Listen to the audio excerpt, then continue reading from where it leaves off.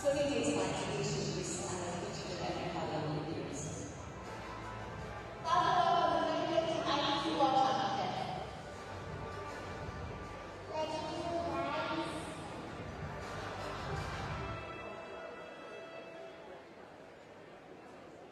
Well, this is a group I've not been in before. I'm here with Sue. What's your job? I'm an IPC technical development competition. What does that mean? It means I'm in charge of overall competitions, so all officials are under my jurisdiction, and I'm in charge of the program and timeline and representing all parties involved. And also, it's so cool. We have everything. People who are in the list, you just have that. Oh, yes. So what do you want to go for this group then? In here, we will talk about IPCs, the collections program, sort out payments, transactions, things. Oh, yes, payments. We haven't really taken it. This is what money takers. So this is a very important. There's a lot of things happening. Let's talk about maybe on to also and just talk through these championships. Because in your life, I mean, you'll get to see a lot of championships, a lot of events. How's this all gone? It's gone really, really well. We had a slightly delayed Monday, first day, which is quite normal for the first day, but in the sense that we've gone really well. And just talk me through, of course, all the senior officials who are just lined up to come out and get back to this morning's session. Talk me through all they do around the football levels. We've got two teams of technical officials on board there. That's comprising 12 IPOs, which are international technical officials, appointed by IPC swimming, and 29 national officials, which are British swimming. So I am regularly, so that people I normally work with very well. So, and how do you never also is it coming with different national federations and how they show them? British swimming has a selection of all the local national technical officials, and IPC swimming is selected in ICOs, and I'm involved in that process as a officiating and technical control. And what do you look for in the future? Future challenges around things is obviously people who are capable of working for 7 days. It's a very long, hard day, so we need that commitment, enthusiasm, all the qualities of the officials, good eyesight, reflexes, and the personality of the instructor on the team in the region. Because it's very, very long week, isn't it? And each championships are long because the swimmers get turned and they might only focus on one sort of event. But when you're official, you're here from the start to the end of every single day. Yeah, we've got 7 Sunday time. Most days. Saturday night. That's what I'm working, so. Wow. So everyone else. Talk through the sort of technology that you and your officials use during the season. Technology is very limited really for the officials. We're relying on our side, we're watching what they're going to do in the water. So we're checking their compliance for each stroke of the different set of rules. So inspectors and surgeons are checking what the athletes are doing coming in, so actually instructions in the turn and going out. And the judges are stroke are walking in there alongside the athletes, checking that each of them comply with the rules. That's good. How much more involved with the Champions season like the IPC other than would be maybe at an Olympic event? I would say a little bit more involved, just because with the different impairment groups that we have here, there's a lot more to look at. Every race is different, so instead of having the group of swimming, we're always looking for new challenges and an exciting program that offers different classes. So you may be a low class event and a higher class event in there, so there's always changing. Well, listen, I think you're doing a fantastic job.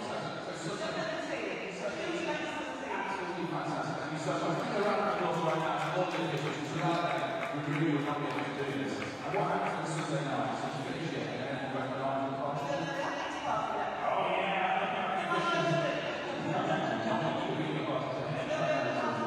Thank you so much. That is just as the head of the technical control and officiating here at the IPC World Championships. Now, we talked about the different roles that people have. Of course, the teams themselves. Sometimes it takes more than just an athletic pool to get them through the event. One of those is exactly taking part in some blind events. That's SL's best 13. I wanted to find out what it was like to be a chapter and to be tackled.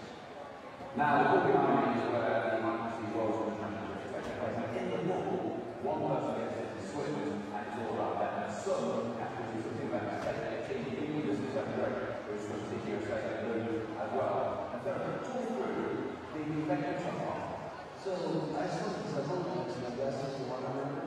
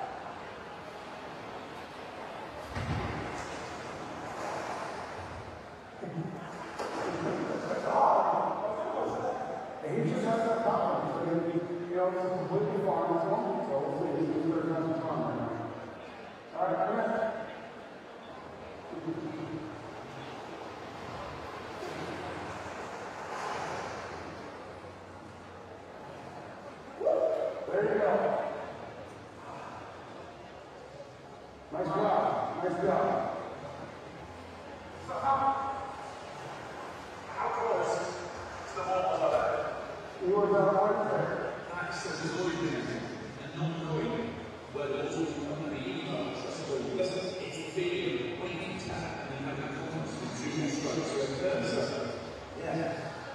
And then so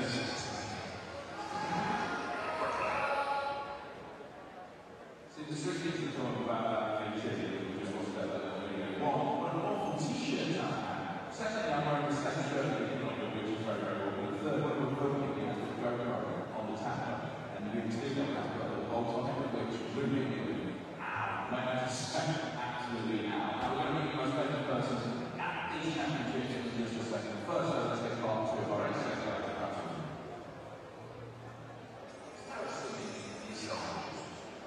Athletes competing, freestyle, backstroke, butterfly, breaststroke, medley, and relay. Competitors begin the race, start the dot, off within the limit.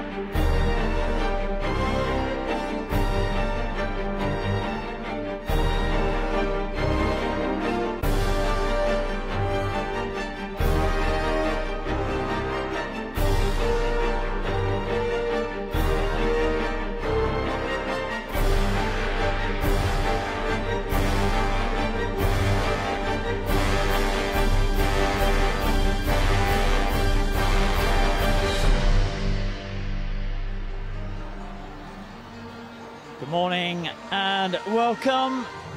We are here in the Tallcross International Swimming Centre in Glasgow in Scotland in the UK. It is day 6 of the 2015 IPC Swimming Championships, the World Championships for swimmers with a disability. Well, what a great 5 days of action we have had. Still more, 2 days of medals and performances to look forward to. This is day number 6, and welcome to Liz Johnston. Welcome again, Liz. She will be joining me in the commentary position this morning. Well, Liz, looking forward to this morning? Yes, it's great. I'm still riding the wave of last night. Well, here we are for what happened yesterday evening. We had a great session of finals in the evening, and Ollie Hind was first up for the GB team. The only GB medalist before yesterday. He made it his second gold medal, and not only that, he set a new world record time, the world record previously held by his brother Sam Hind, and Robert Griswold from the USA also delighted with his bronze. Ellie Simmons followed up her GB teammates' performance. It was a 200 metres individual medley, an event she's dominated for the last few years. She continues to dominate. 3:01.02. Simmons delighted, a massive world record time. Pan Shuin is back to his very best. The Chinese swimmer swimming there with that one long stretch of the arm, stabbed in for the finish and equalled his own world record. The records continued to fall last night. 29.49 for the Chinese swimmer. Vyacheslav Emeliantsev, a newcomer to major competition, has really arrived with a vengeance, and in the final of the S14 200 metres individual medley took the title in a record time from Mark Evers of the Netherlands. And his countrymate Victoria Shabalina, she did exactly the same as Emeliantsev, swimming away from Jessica Jane Applegate of the UK and getting in for, again, another new world record time, 2:21.33. It was fantastic performances all round from the individual swimmers. And in the final event of the night, the Russian Federation relay team. They were always going to be tough to beat. Denis Tarasov anchored their team to a gold medal performance, and the night was completed with a world record time, 3:48.10 for the Russian team. And they will be back this evening and in this morning, of course. Here is what we have to look forward to in the heats this morning. The men's 100 backstroke S6 kicks us off. We go on to the always very competitive men's 400 freestyle.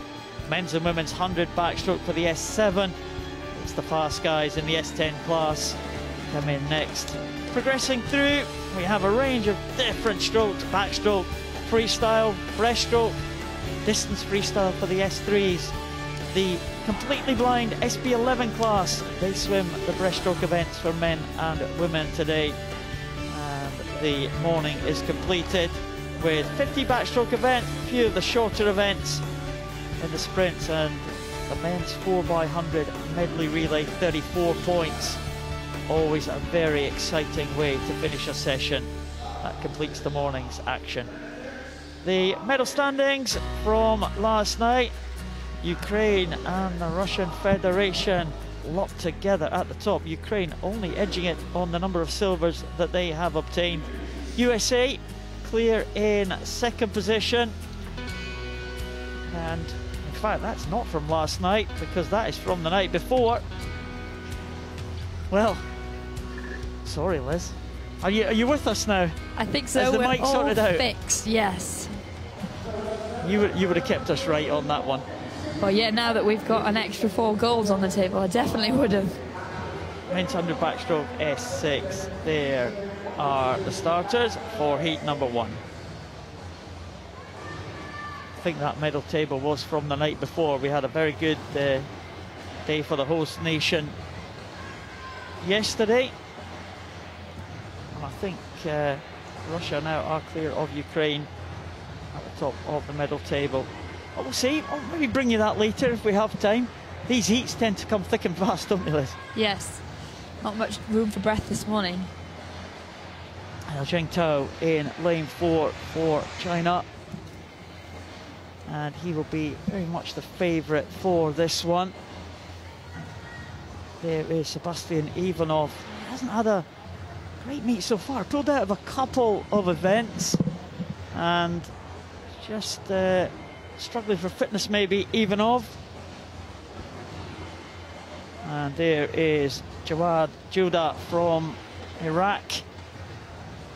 I think he's the only Iraq swimmer here at these championships. He was a finalist at the Paralympic Games, so he has got the major event pedigree in this one. And there is youngest man in the field, Lyagin from Russia, in lane number 6. Well, who is going to put a marker down here? Zheng Tao in lane number 4 with the favourite. Bocciardo from Italy in lane number 3 may well also feature. Already a gold medalist here in Glasgow in the 400 freestyle. Yeah, it's going to be really interesting to see how the new starting block for backstroke affects this race, because there is a number of athletes who can't use their legs and won't benefit from that.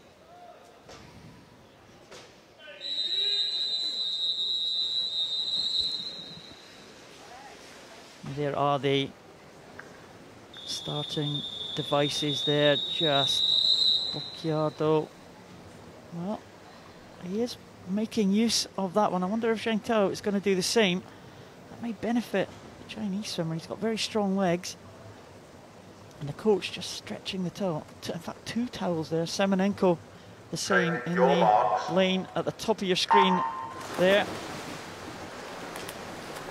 And as expected, we see the guys with the arm impairments having the best starts and fully using that 15 metres underwater and already up on a body length clear. Well, Zheng Tao will go all the way on his back. He looks like he's kind of changing his kick pattern there. Dolphin kick, then to a flutter kick, then back to a dolphin kick, then a flutter kick. Now, let's see how he gets round the wall here. He will just turn, flip over. Very good turn from the Chinese swimmer. They do so well because a lot of the time backstrokers rely on their arms to come over and pull them through. So to use the momentum, he's got to have a really good, strong abdominal muscles. And he's clear away, and there we can see that he's switching between the two kicks, as Paul mentioned earlier, and it's more than likely to be a way of trying not to let products build up in his muscles and hold the burn off for longer.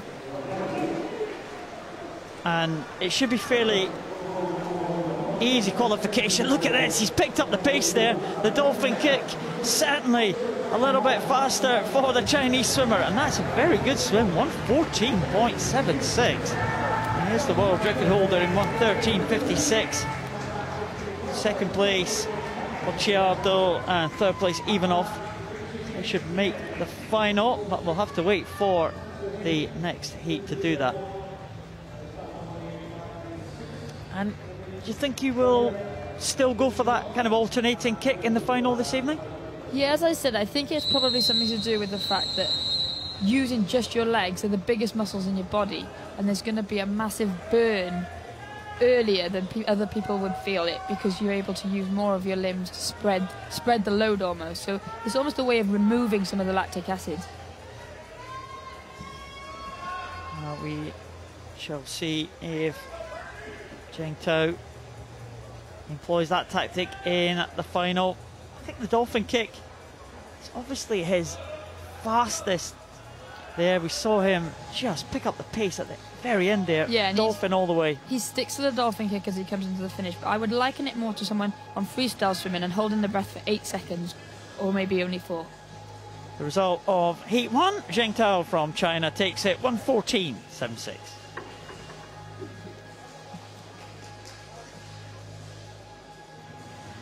There is a start list for heat number 2 of the men's 100 backstroke S6.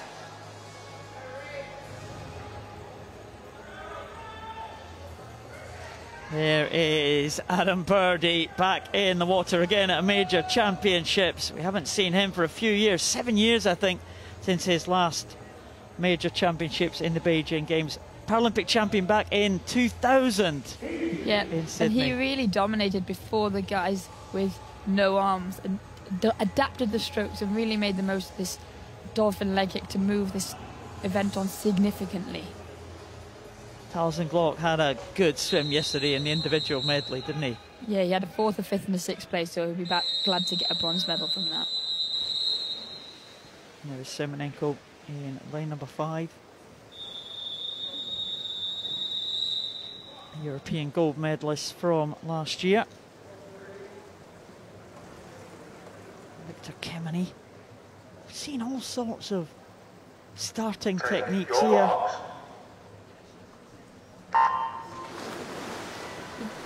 We see a lot of the swimmers with no arms using towels, but if you've got sensitive teeth, that's not going to be the best way to do that. So that might be why he was actually being held by the head.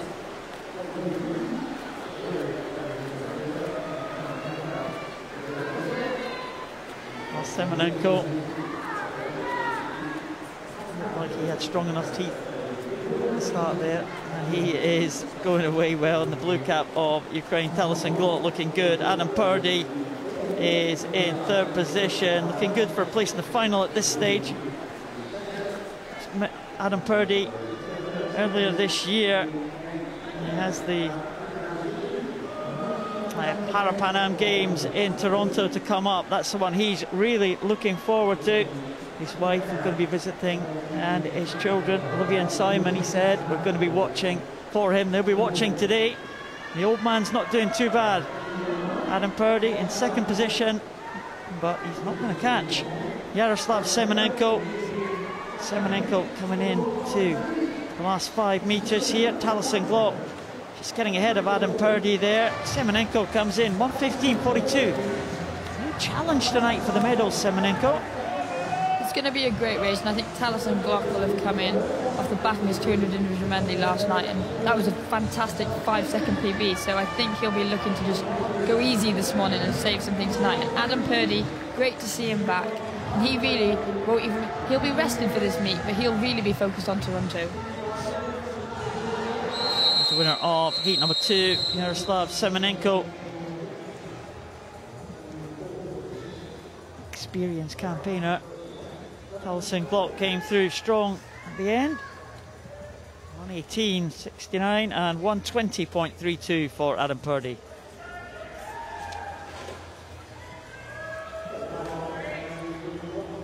There is Semenenko using that towel at the start. Really good underwater.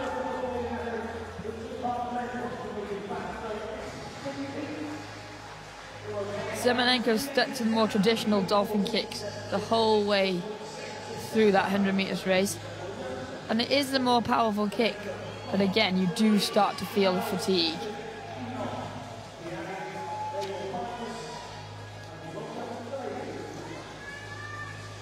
The result of heat number 2, Semenenko takes it ahead of Glock and Purdy.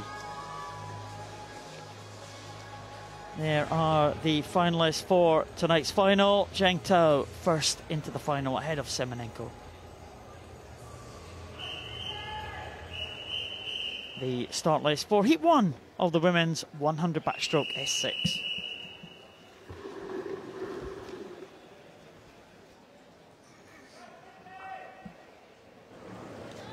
Here we see a different start again from Anastasia Diodarova. Take your marks. The S6 classes, there are a number of different disabilities cross over, don't they? So we see all these different techniques. Swimmers trying to minimise the effect of their impairments. It is definitely one of the more diverse impairment groups, but I think that makes a great illustration of how the Paralympic movement works and how the classification system is tested but actually implemented effectively, because like you said, we can see a lot of different types of impairment here, but they're all so evenly matched when it comes to being in the water. The two swimmers swimming without the use of their arms. Oksana Krul, she does have arms, which she uses to great effect in the breaststroke and the butterfly events. Just kind of stretching out at the front. Oksana Krul, she's been caught by Diodarova. And here is the 13-year-old Tiffany Thomas-Kane in the yellow cap of Australia. A real star in the making, Tiffany Thomas-Kane. Tiffany Thomas-Kane has shown this week that she's more than accomplished in all 4 strokes already at such a tender age, and she is now really clawing them back. As the two girls that were out in front, as I said, you can see their kick rate dropping off because they're starting to feel that burn in their leg muscles. Oh, can Tiffany Thomas-Kane take this one right at the end? Oksana Krul looks like she might get it. Oksana Krul will take it, just stretching out with that small arm that she has, Oksana Krul, at the end, and that was good enough to take that one. 1:30.05 for Oksana Krul. And Tiffany Thomas-Kane, she finished very strongly, 1:30.70. That was a new oceanic record for Tiffany Thomas-Kane. She came into this meet in great form from Australian National Championships and the Grand Prix that they've had throughout the season. And it's great to see her come in here and not being overawed by the occasion, but continuing to put personal best times on the board. She is going to be a real force to be reckoned with. She goes to the Rio Paralympic Games next year. There's the start, Oksana Krul, and especially Stasia Diodarova got a good start there. There's Oksana Krul. Really good, steady head on the backstroke there. Absolutely, and we'll see at this finish, Oksana Krul does have the advantage of being able to swing that smaller arm over and use it in streamlining as well. The result of heat 1 of the women's 100 backstroke S6. Krul takes it, an oceanic record for Thomas-Kane in second. The starters for heat 2 of the women's 100 backstroke S6. Take your marks. Udong using the towel in the mouth again. Where is Lu Dong? She is using, well, quite a lot of the 50 metres there. In London 2012, she actually came up bang on the 15-metre marker and using it to full effect. And it's a very tight line, because if you do go over it and your head isn't up, by that red marker on the lane line at 50 metres, you will unfortunately be disqualified. Ludong is the Paralympic champion. Finished ahead of Nairi Kindred on that day in the London Games 3 years ago. She leads now. There's a familiar name that we've seen this week. Mareshko in second position. Julia Castello-Fari in third. But a good turn from Ludong. Yeah, and it's surprising to see that she almost goes past 15 metres at the start, but then on the turn she only actually used about 7.5 metres. So this girl has the potential to go even quicker. Changed the rules on backstroke maybe, oh I don't know now, 15, 20 years ago or something. You used to see the backstrokers going something like 40, 45 metres underwater. And such the effect of the underwater kick. I think in this classification we would definitely see that if it was still allowed. Right, Ludong is coming into the finish now, and she's going to be fastest in heat number 2, fastest overall, I think, 129.06. Mareshko in second position, continuing her good form in the week, 129.97 for the Ukrainian, and Julia Castello-Fari from Spain, World Championship medalist last time in Montreal 2 years ago. She is in third position in that heat, but Ludong looks pretty good there. Mareshko was coming back in the closing stages though, and she may feature in the shake-up for the medals tonight in the final.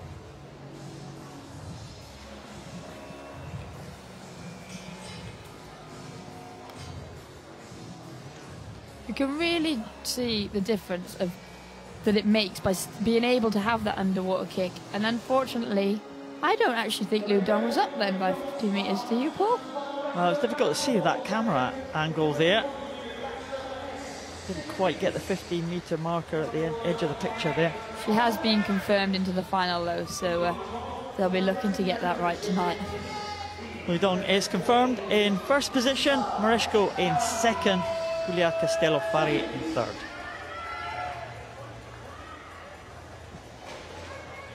Ludong is fastest into the final, ahead of Mareshko, ahead of Krul.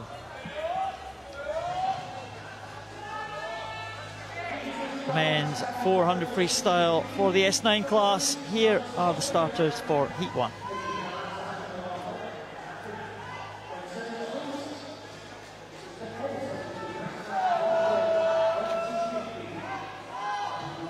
Morlacchi, Federico Morlacchi, European champion, and a great European championship he had last year.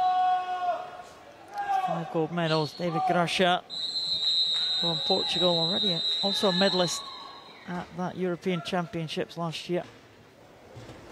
And there in line number 3, Timothy Diskin. Take your marks.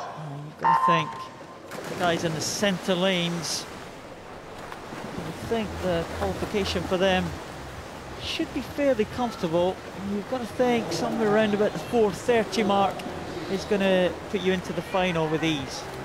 You would, but as we've seen from the Australians, they've brought a lot of young swimmers to this meet, and as we can see in lane 2, Timothy Hodge, 14 years old, his first World Championships. He's got a tough act to follow. Brendan Hall in the next heat. The Australians have got a good reputation in this S9 classification, and he's taken it on the first 50. And I think the Australians are looking at him as being a star of the future to maybe fill that void that Matthew Carriage's retirement has now left in the event for them. Close all around the pool here. 5 swimmers pretty much in a row. Timothy Diskin maybe just falling off the pace a little bit there. Vanilton Filho from Brazil was in lane 1. It does look like the centre 2 though, Morlacchi and David Gracia are just beginning to stamp their authority on this one. Morlacchi, real kind of strong, powerful swimmer. He's not as tall as some of them. There's a lot of strength. He does have such a strong upper body though, and he's so balanced and so relaxed, and this is a really good stroke because The danger is, even though I'm not the most accomplished 400 metre swimmer in the world, I do know that the danger is when you're in a blanket like that, you can let someone else dictate your pace, and then when there's a change of gear, you don't quite have that kick to go. And we'll see that from the older, more experienced swimmers in the field. They'll have their plan and they'll be pulling away, and hopefully those guys at the back don't get caught up in someone else's race plan. Well, pretty easy for that to happen. Timothy Diskin is moving through there into third position, the 18-year-old. And it looked like Morlacki has got this one under control at the moment. David Grusha in second. Morlacki, leg disability. David Grusha, an arm disability. And Morlacki stretching away now. Really putting the power on here. Well, we've discussed so many times that the guys with the arm impairments, they really benefit from maximising their 50 metres under the water. But that's very hard to do on a 400 metre race because you just end up with so much oxygen debt and it will burn so much more, whereas Morlacki is in a position where he can kind of cruise and build through his speed and get stronger as the 400 metre goes on. It used to be kind of an unwritten rule, I suppose, that the leg disabilities always benefited from the longer distances. The arm disabilities were better at the shorter distances, but Matthew Cowdery blew that theory out of the water because he was a very strong distance man as well. He was, but he was a great example of someone who did try to maximise that underwater phase of his race, whether he was swimming 50 metres, 200 individually, breaststroke, or in fact the 400 freestyle, and I think that is why he was such a successful athlete.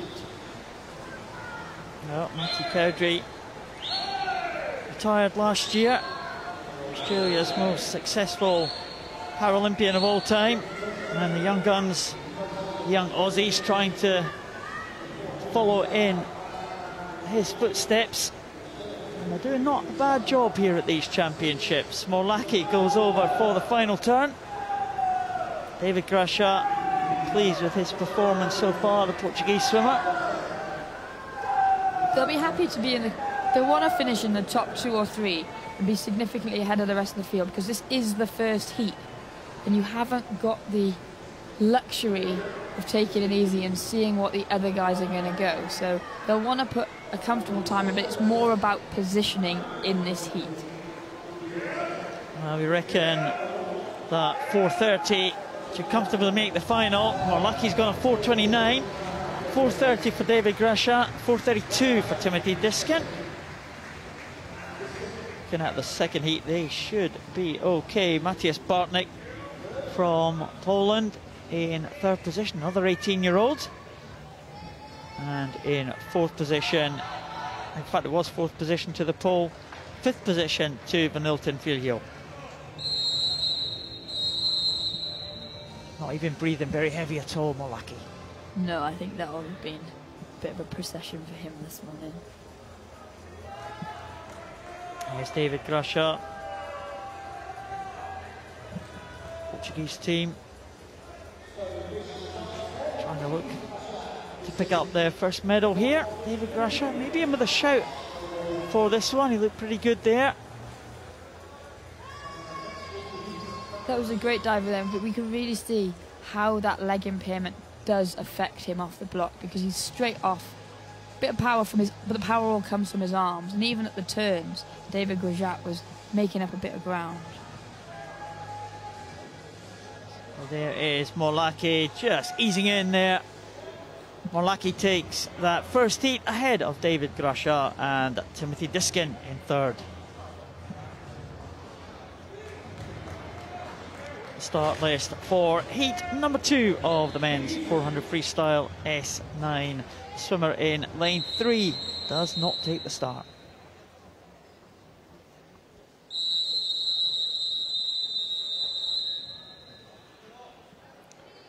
There's Brendan Hall, the world record holder.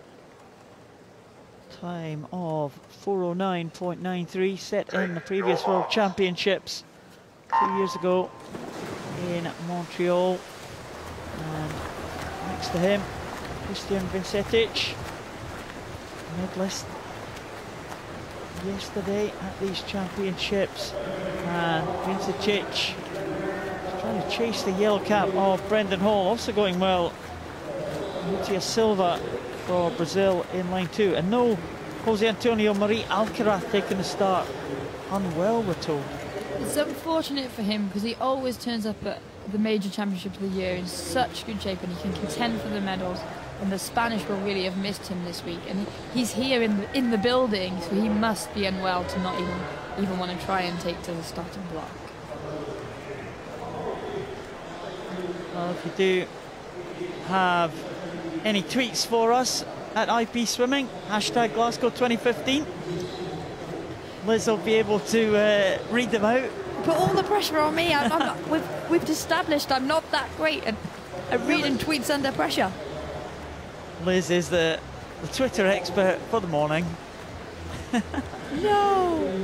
We'll stick to the swimming. Brendan Hall, he's got such a clean stroke, and we've already seen he's in great form, taking that 100 backstroke title at the beginning of the week, and this will be the one that he would have been really training and tapering towards. So I don't know what he's going to do this evening, providing he makes it comfortably through, which I think he should. You would expect so. Brendan Hall, also world champion in open water swimming as well. He was swimming that in the, I think it was the rowing league in Eindhoven in 2010. That was an experience. Yeah, well, an experience that I stayed away from. And me, I was on the sidelines there, watching the swimmers swimming there. I think it was a 500, was that 500 metre lake? They all swam away from you. We went to the football stadium instead. Support for your fellow teammates. There were no Brits. We weren't in the open water. Brendan Hall, though, one reason that he would be so good at the open water is because he's great at establishing a rhythm and maintaining that. He's worked so hard.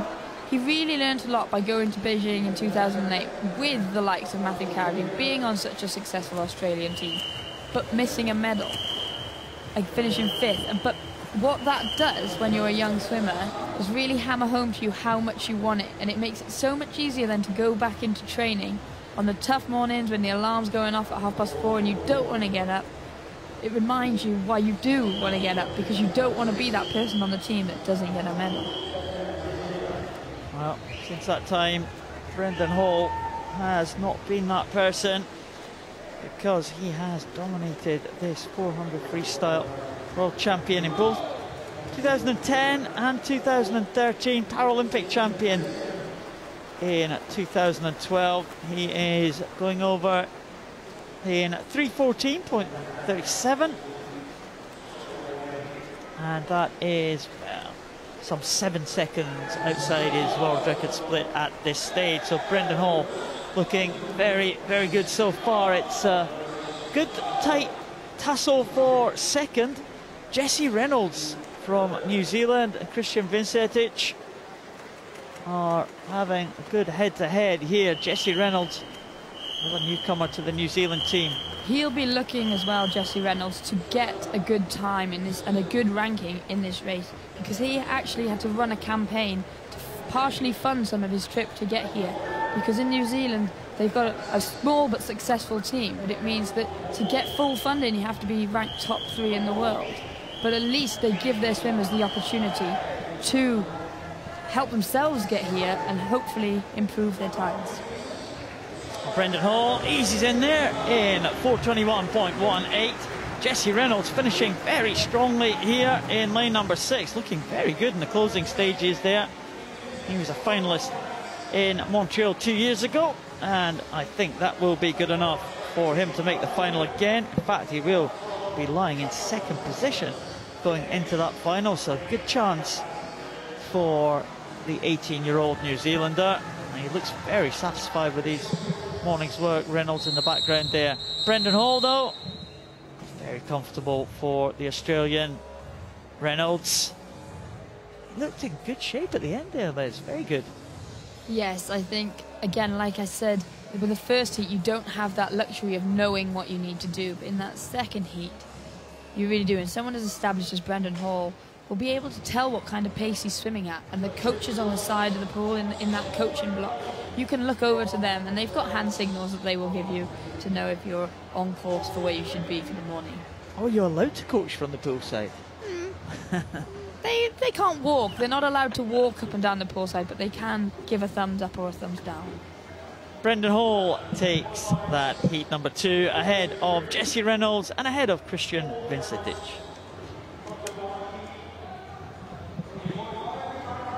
There are the finalists for the 400 freestyle S9. Brendan Hall is fastest into the final. Reynolds second, Morlacki in third.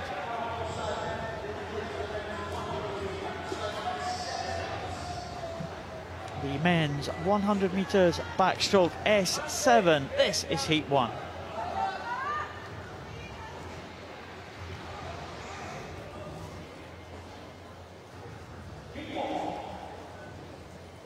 Well, Italo Pereira there. He'll be looking forward to this. This is his first real chance to get on the podium at the World Championship stage, especially in the absence of the great Jonathan Fox. yeah, the Great Britain swimmers have they've dominated even this event over the last decade or so. Andrew Lindsay winning the world titles 98, 2002, 2006. Jonathan Fox winning in 2010 and 2013. So the last 5 world champions have all been from Great Britain, but it won't be this time. There's no GB swimmer in this event, and a good chance for, as you said, Italo Pereira. Ante Radi goes in 3 for Croatia. Take your marks. Arian Kavnitsaya in lane 5 for Ukraine. They are the centre lane swimmers. And good start there by Wang Jingyang in lane number 2. Very, very good off the start there. He maximised his leg kick in the underwater phase, as we keep repeating here this morning. We see a lot in the S6, S7 classification, but now we see the middle lanes with strong arm pulls, but a lot of leg drag, them coming through now. But as we go into the turn, we'll notice that they won't get so much of a push off of the wall. That was Kavnitsaya going in first there, 35.77, or Matthias de Andrade from Argentina going well too, with that high turnover there in lane number 6. Kavnitsaya a little bit more controlled there, but de Andrade really pulling the arms back at some rate here. Yeah, he lost a bit of speed on the turn as we would expect, but now he's building his momentum. With 15 metres to go, I'm not sure that he's going to catch to get the touch though. Looks like it is Marian Kavnitsaya in for first position. Stretch there. Well, he's just about turning over there as he stretched at the end. 2 South Americans in second and third, and Andrade 15.08 takes second ahead of Pereira. There's Kavnitsaya, wins in 1:13.90. Just seemed to miss time his finish there slightly, and a little bit more of a stretch than he would have liked to, but Matthias Andrade, he looks delighted with that one, and he really swam well there. He was finalist last World Championships. He'll be hoping to go better than the 7th place he got in Montreal. Well, he's improved 2 seconds on his entry time, so maybe that's the reason he's celebrating the way he is. Kavnitsaya did lead there pretty much once he caught the early start from Wang in lane number 2. Kavnitsaya here coming into the finish. Oh, look at that, he just was reaching over there and on his side at the very end there, but thumbs up, and look at the Argentinian there punching the air. Matthias Andrade, second position in that heat, a good improvement, but it is taken by Kavnitsaya.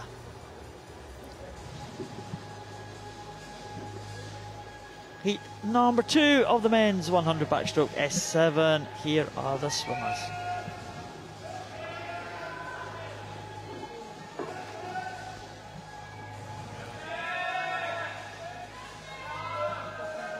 Well, the real favourite for this event, Andrei Gladkov, European champion last year.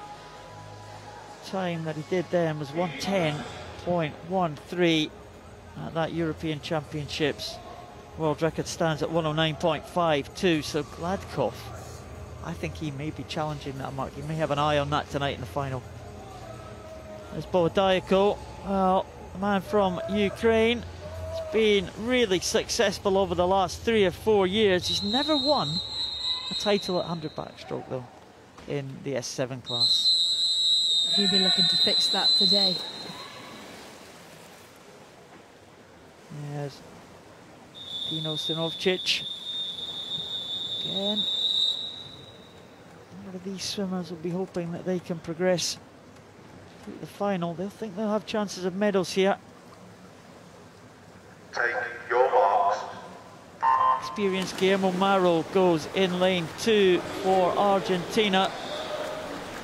For so long, the standard bearer of the Argentinian swimming team, a medalist at the Paralympic Games on numerous occasions. We'll see if the veteran Argentinian can make the final this evening. Well, he'll be inspired by his compatriot in that first heat and hopefully try and improve on those times. But really, Gladkov has got a chance at the world record tonight. I know I spoke to Jonathan Fox last week and he said he'll be watching, waiting with bated breath. But he's about to get his shoulders looked at and fixed and hopefully looking forward to a good Rio 2016 season after some time out. Not sure Jonathan Fox will be watching with interest here. Andrei Gladkov looking relaxed, looking like he's got things under control. And that's an advantage sometimes on the backstroke. You can look back and see your competitors, see where you are, and kind of gauge the speed that you need to go to in the closing stages. Also, some of them will take a sneaky look at the clock at the turn as well. 14 at point 1 for Gladkov. Bohodayko in second, Sinovcic in third position, and Guillermo Maro was fourth. We'll see if that progresses him to the final. That heat was definitely slower than heat number 1. Just doing enough to try and make the final for the main guys in the centre of the pool. As you said, Liz, they'll know what they have to do. They will sneak a look at the clock. I did read that Summer Mortimer, when she set the world record the other day in the heat, she said, I had a look at the clock at halfway and I thought, that's not bad, so I'll keep going. In the heats, you can afford to do it. And obviously she wouldn't have been expecting to be going world record pace in the morning, but you won't really hear of them doing that in the finals. There is not getting the result here. We do possibly have a disqualification. There is the start list for heat number 1 for the women's 100 backstroke S7.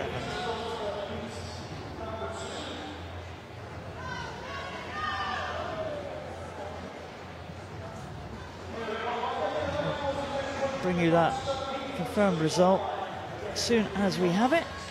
Courtney Jordan goes in lane 3. Are you sure she's awake this morning? Well, she has had a busy week, and I think she just realised that that was on the screen. Rebecca Dubber there. We've had a lot of people in this race already that have already medalled in other events, so the pressure to perform at this meet will be off of them, so they can actually swim and relax. And Rebecca Dubber, I know that makes a massive difference to her backstroke, being relaxed. There's Zhang. Rebecca Dubber swam a massive personal best in the 400 freestyle to take the silver medal, and wasn't too far away from the gold medal position at the end. That 400 freestyle had just been a little bit longer. We may have well been looking at Rebecca Dubber as a gold medalist at 400 freestyle, but she is in lane number 4. Courtney Jordan in lane number 3. Nikita Howarth, well, she's been on fire this week. She goes in lane number 6. Absolutely, and like Rebecca Dubber, she's part of such a successful New Zealand squad. It's only small, but they really do punch above their weight when it comes to the medal count. And she will have maximised that leg pick. But Rebecca Dubber, this is her event, and she will have been surprised and over the moon with that 400 freestyle. This is the one that she's come here to win. But they're all going into the turn together, and this is exciting to see. It was Zhang who led at the turn, 41.32. Rebecca Dubber in second position, 41.40. Rebecca Dubber got out of that wall pretty well, as did Courtney Jordan. Yeah, and Rebecca Dubber will look to maximise that because she doesn't have a very good push off the wall, whereas Courtney Jordan does have one very strong leg that she's using. But now we can see Rebecca Dubber starting to use those strong arms. They're healthy after a double elbow repair, pulling her through to hopefully get the touch. But there are only nine girls in this race, so they only need to drop one swimmer. So they will be conserving as much energy as they can for the final. Rebecca Dubber just being pressurised by Zhang here at the end. It is Rebecca Dubber takes it by 0.3 of a second in 1:25.00 for the New Zealand swimmer. So that's around about half a second slower than her entry time. Dubber takes that one. Zhang in second. Courtney Jordan in third. Nikita Houth in fourth. And those top 8 will be into the final this evening if these results are confirmed. Just wonder if the world record held by Kirsten Brun of Germany might be under threat tonight. 1:21.57, maybe a little bit still too far out of reach. I think this is Rebecca Dubber's first season back after a good few years out with various injuries and illnesses, so it would be a big ask for her to drop another 4 seconds, and for her it'll just be about trying to get the win this evening. Well, as it is for all the athletes here, that is the priority, to claim a world title. Rebecca Dubber takes the win in the one and only heat of the women's 100 backstroke. It looks like Mari Mäkinen from Finland will miss out on the finals.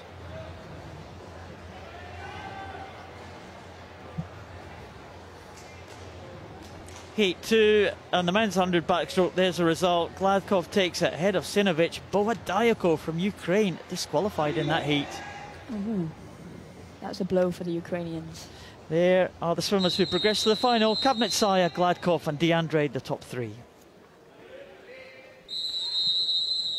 The start list for the men's 100 freestyle S10. This is heat 1. No swimmer in lane number 1.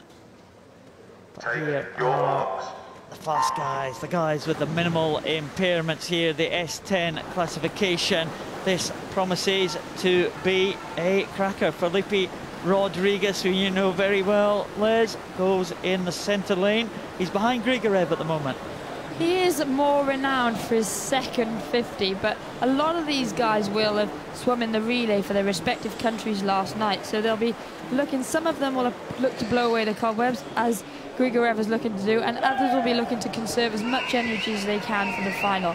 I'm happy to say that Felipe looks like he's picking up the pace a bit now, but he's not going to have it all his own way, because this is very, very close.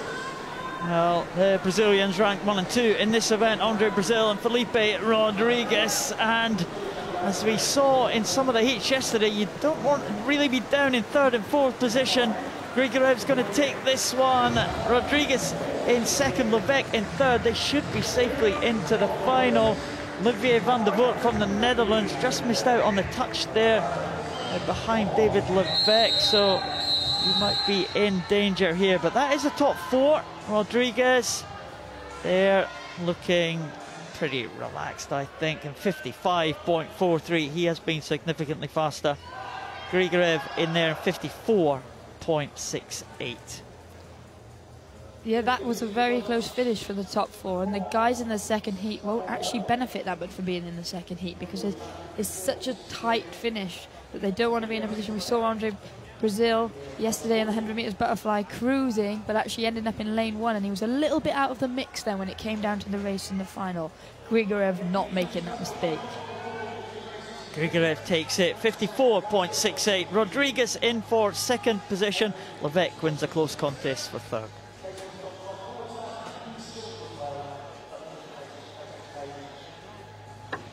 Heat number 2 of the men's 100 freestyle S10. Here are the starters.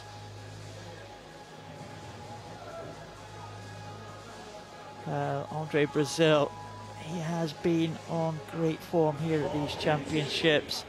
Winner of the 50 freestyle, winner of the backstroke, second in the 100 butterfly yesterday. There's Nathan Steen. What can he do in this 100 freestyle? There.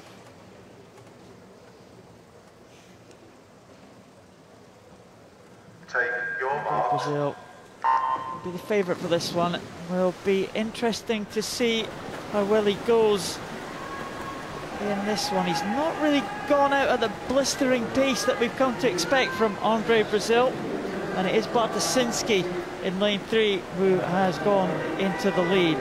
Andre Brazil has got such a strong stroke, and he's come into this meet and gained confidence, so he'll know that he can come back in his second 50 metres. But we don't want to see him go out so easily that he leaves himself on the wrong end of the touch when it comes down to the finish. Andre Brazil 5th at that turn there. Nathan Steen taking the lead at halfway, 26.57. Brazil still down in about 4th position, looking pretty relaxed there in the centre. He's going to need to... Oh, here he comes. Here comes Andre Brazil. He's got a long arm stretch, so we're hoping that he'll get on the right end of this touch. Well, Steen does take it. Brazil does come through. It's fine margins, isn't it? 7/100ths of a second. Alec Elliott had a good swim from Canada. 55.82 for Elliott in 3rd position. And Guy Harrison Murray in 4th, 55.83. It is going to be very tight for the finals here. Nathan Steen, 55.72. Yeah, he likes it. Nathan Steen's got great first 50 metre speed, and Andre Brazil there, looking relaxed. And that just shows his class, the way that he can dominate a race like that, even from the back. Well, there was only 0.2 of a second between the first 5 swimmers there. And that, well, that could be vital indeed. Well, one swimmer. Yeah, no, it's amazing, and it's good for the event, and it's good for the spectators. It's the weekend they've come to watch, and they're going to get some great racing tonight. And that stretch that Andre Brazil, he didn't breathe in the last 5 metres, and that was how he managed to come through there. A very tight heat 2 is won by Nathan Steen of Canada, Brazil in 2nd, Elliott in 3rd. Finalists for the men's S10, Grigorev leads the way, Rodriguez in 2nd and Levesque in 3rd, but it's very close indeed. The women's 100 freestyle S10, here are the starters for Heat 1. Take your marks. Talk about the men, Les, but the women's event is just really hot, isn't it? Fantastic competition in prospect here. We've really seen this event move on in the last 2 years. Sophie Pascoe finally took the world record under a minute for the first time this year, but the gap between 1st and 8th in the women's is closed significantly, more like the men's. And there's some great racing to be had here, so they'll be looking to get in to a good position in the final tonight. And as we see, the winner of the 50 metres there, Rivard, taking it out to the turn, 2 Dutch swimmers behind her, and the Dutch are becoming very, very strong in the S10 classification for women.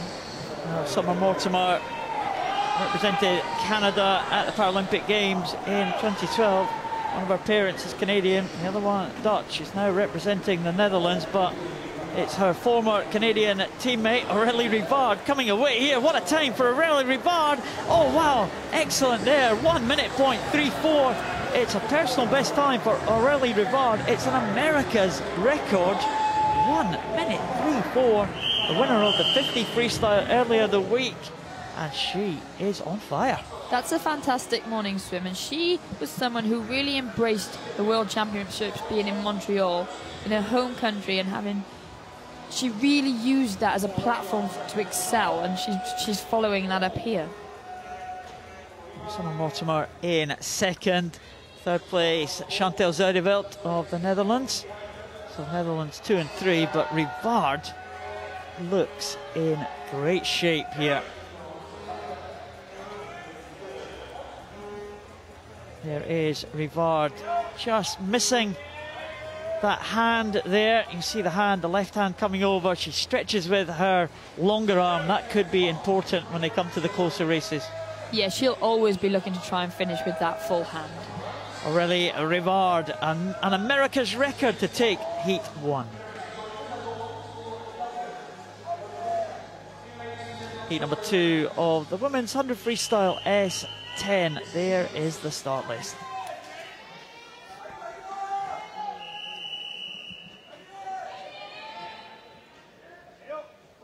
Well, Sophie Pascoe, what a great swim she had in the 100 butterfly yesterday. 2 100s outside her best.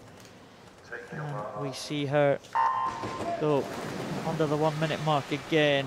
Elodie Laurenti of France right alongside her in lane number 5. She is waiting for these distance freestyle. Only swimming freestyle here at these championships. We've seen her do individual medley and butterfly before, but she's concentrating on the freestyle, and the 400 tomorrow will be her #1 target. Alice Ty in lane 6 for Great Britain. A little bit off the pace at the moment, but she's had a good week so far. Pascoe, first of the turn. Sophie Pascoe has always got a busy schedule, and she wouldn't have been swimming quite as well as she wanted at the beginning of the week. So it was great to see her get so close to that 100-metre butterfly world record last night. She's a brilliant tactician, brilliant technician, and as we can see here, she's using that to full advantage. Well, she is just heading Elodie Laurenti, and it's going to be a good time, not quite as fast as the first heat. 101.02 for Pascoe, Laurenti 102.50, and Oosterhuis 103.88 for the Netherlands swimmer Margie Oosterhuis. Pascoe, it's pretty straightforward for Sophie Pascoe there, and I think she'll be confident going into that final, but Rivard will be tough to beat. Yes, Rivard is definitely the informed swimmer at the moment. There's a lot of youngsters in that pack, and Sophie Pascoe at the ripe old age of 22 is becoming one of the older members of this classification. Well, she is second oldest in the field behind Laurenti of all the heats. 26-year-old French woman, Elodie Laurenti. So it definitely is a class full of youngsters, lots of teenagers there, but Pascoe will be hoping to hold them off for another day. With that age comes a lot of experience. This girl, I remember her first World Championships in 2006. Pascoe takes it 101.02, Laurenti in second position, Oosterhuis in third. Aurélie Rivard with the new America's record is fastest into the final of the women's 100 freestyle S10. The men's 100 backstroke S8. This is heat number 1.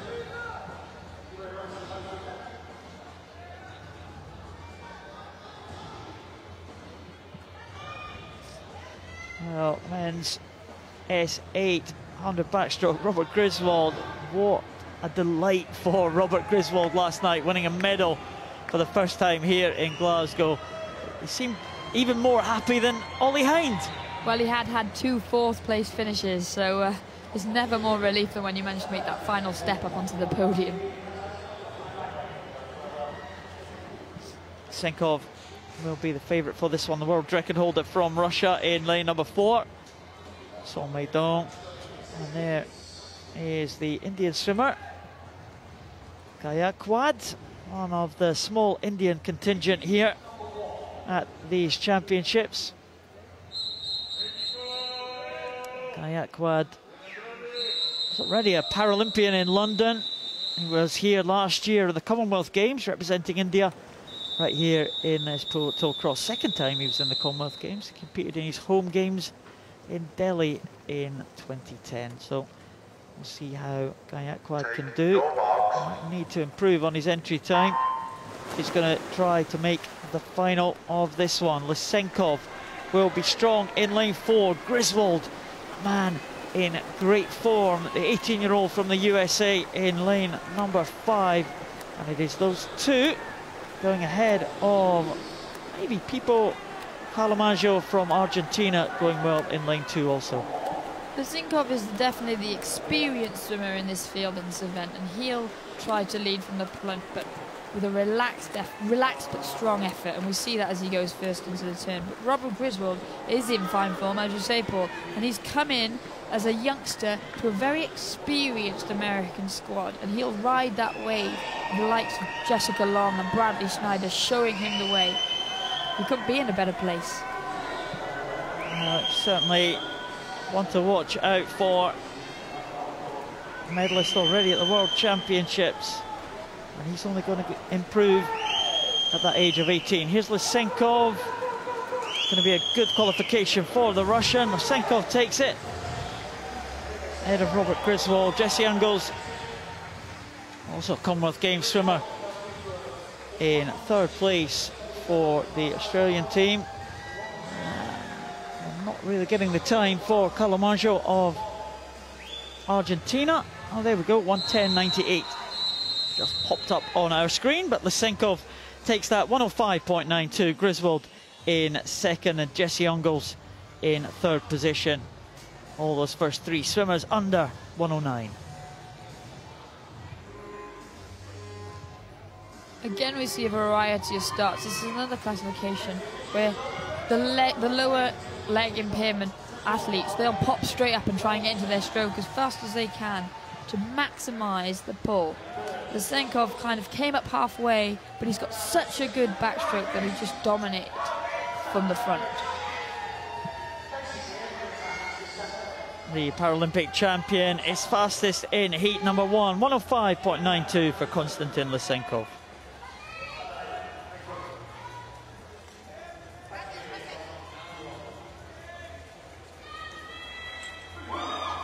Ollie Hind for Great Britain. He goes in heat number 2. Yuri Brzezinski next to him in lane number 4.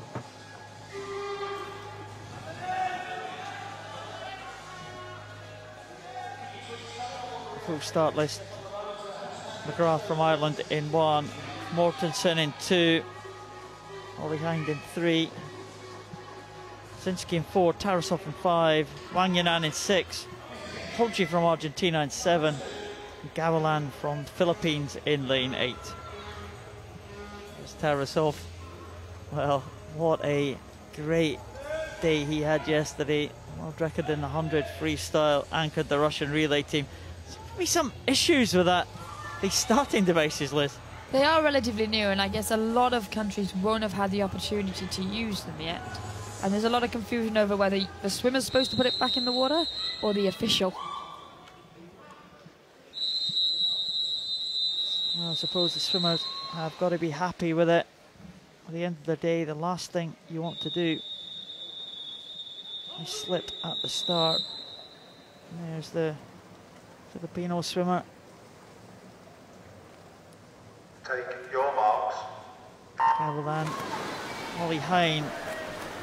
Big swim he had yesterday, 400 freestyle, winning the gold medal, his 2nd gold medal. Good start there from Mortensen in lane number 2. Brzezinski going well in lane number 4 also. Yeah, it's great to see the start from these guys, but now they're all coming in. It's coming to the point where there's 4 of them starting to tie to the lead as Ollie Hind really shows his strength and comes through. There'll be a question for him of how much of a hangover the excitement of last night has left for this morning heat. Hangover, I'm not sure is the phrase I've used for Ollie Hind, but I know what you mean. It has to be an alcoholic hangover. No, that's true, Liz. Yeah, sorry, it's my mind. Fatigue, excitement, adrenaline. And he's Absolutely. coming back here. Ollie Hind is in great shape. His coach, Glenn Smith, is in the building. I'm speaking to him this morning. He is delighted with the performance of his swimmers here at these championships. Brzezinski think is going to take this one. It's going to be tight. Brzezinski takes it though, ahead of Ollie Hind. Tarasov in third position. Tarasov again, you'll know that he'll be comfortably into the final. The Russians have some real depth in this S8 classification for men.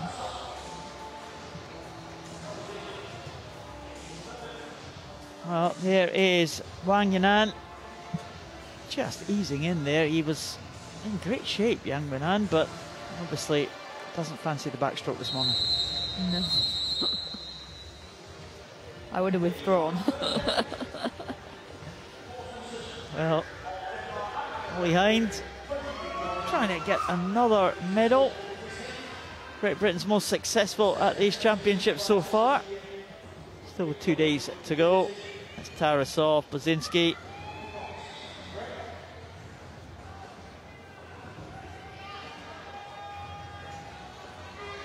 Brzezinski caused a shock last year. It was a shock victory for him against Lysenkov and Tarasov in the European Championships. Ollie Hind out of the medals in fourth on that occasion. And Brzezinski takes that second heat ahead of Ollie Hind and Tarasov in third.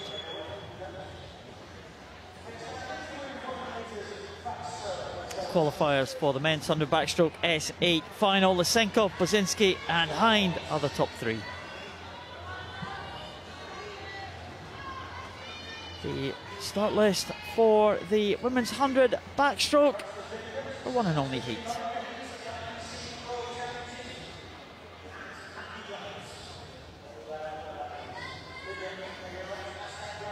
Now there's Alicia Vladikina. What can she do? Fastest in lane number 4, fastest entry time. This 90. is one of the most open races in the S8 women's classification because it would be deemed to be Jessica Long's weakest stroke, but she's still got a chance. Jessica Long, just as we have said, not quite challenging her best times, which we have come to expect from the great American, perhaps unfairly, because she has set herself a really high standard and she has won 4 gold medals already at these championships, so that is not bad.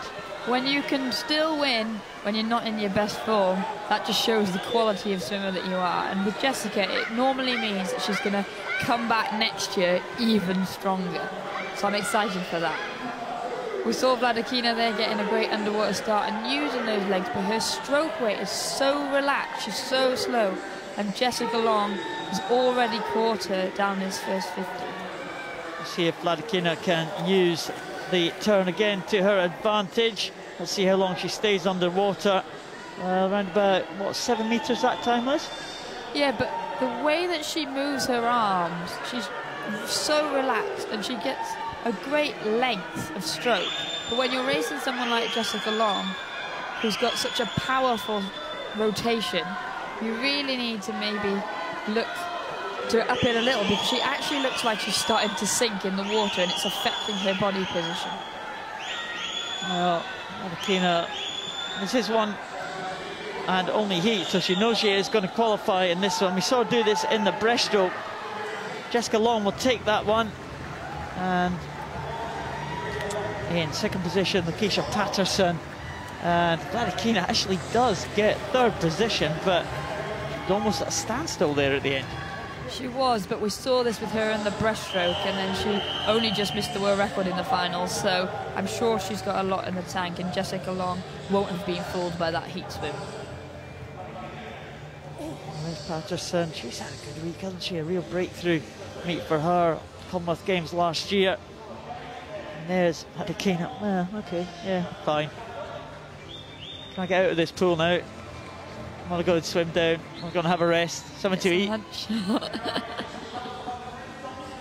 Can we get on with it, please? There we go. Vladikina does definitely maximise her start, though. We'll see her there popping up a good body length ahead of everybody else in lane 4. Yeah, Jessica Long looks strong though, doesn't she? She will not have it all her own way in the final this evening. 1:23 in the heats, her world record Well, the world record is 1:14.36, held by Heather Fredrickson of Great Britain. Jessica Long, 1:23.11, takes that one and only heat of the 100 backstroke women's S8.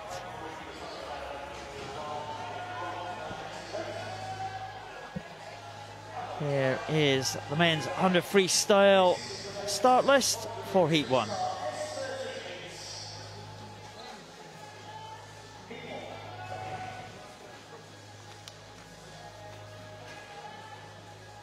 It's a combined event, Liz. The men's S12 and the men's S13 together, and this brings together two of the great stars in Paralympic swimming in that second heat. But we are in the first heat. Denisenko in 4, Nevelin Svetov in 5. And Nevelin Svetov, Take your marks. the winner of the backstroke earlier. Denisenko thought might challenge Ihar Boki in the 400 freestyle, didn't quite materialise, took a silver in that event. So this is swimmers with a visual impairment, some S12, some S13. Yeah, we'll see a very quick, close race, as we did. We saw the S10 men swim 100 freestyle earlier. They're the fastest of the functionally disabled, but these guys are equally as fast as the S10, and it'll be interesting to see who ends up on top of the pile this evening. Well, it looks like the swimmers in those yellow lanes, 4 and 5, Denisenko and Nevelin Svetov, are just edging it at the moment. Lane number 3, Golotomsky, going well, but it does look like Denisenko will take this one. Entry time of 51.59. It's not quite going to be as fast as that. 52.63 for the Ukrainian Denisenko. In second position, it was Raman Salai from Azerbaijan in 53.37. So as you said, Liz, very, very close indeed there. Denisenko clearly wins it, but looking at the times, well, 3 swimmers all in a row there, just 18/100ths of a second separating them. There's the younger of the Saleh brothers. Yeah, and these guys won't have had the luxury that the S10s will have had of watching the heat, because they can't actually see much past the lane line of the lane that they're in. So they really have to put a marker down in the morning and hope that they get the touch. I just wonder if that will be good enough for all these top 4 swimmers to qualify here. Denisenko should be safe enough, 52.63. And it does look in good shape. We did think he would challenge Ihar Boki in the 400. Will he challenge him in the 100? Denisenko takes it. Raman Salai in second position, Nevelin Svetov in third. And look how close it was there for second, third and fourth. Not much to choose between them all. And would that touch there just be vital at the end? There are the starters for heat number 2 of the men's 100 freestyle S13. Well, it is not often as the swimmers come out here that we have 2 big names in Paralympic sport, Boki and Varaksa, competing against each other. Coming out of the dark tunnel there, Liz, into the light of the arena. We have seen some of the swimmers just kind of shield their eyes a little, especially the visually impaired swimmers, as they've come out here into this the bright lights of the pool. Once you go from that black core room environment to the bright light, it is very blinding. And so if you have only got a little bit of vision, you want to be able to keep that as safe as you can. You need that. Well, Maxim Varaksa, billed as the fastest Paralympian in water. His record for the 50 freestyles, the fastest 50 freestyle record on the books, 22.99. So Maxim Varaksa, he is an S12. He's swimming against Ihar Boki. 4 gold medals to his name already and 1 silver in the breaststroke, which wasn't a surprise, but it was unusual to see him on the silver medal position. I just wonder Take your marks. How is he? Relax, runners, please. Oh. Well. It's Varaxa maybe. Oh, he went in there. Oh. And the anticipated head-to-head between the two. It looks like it's not going to happen now because Varaxa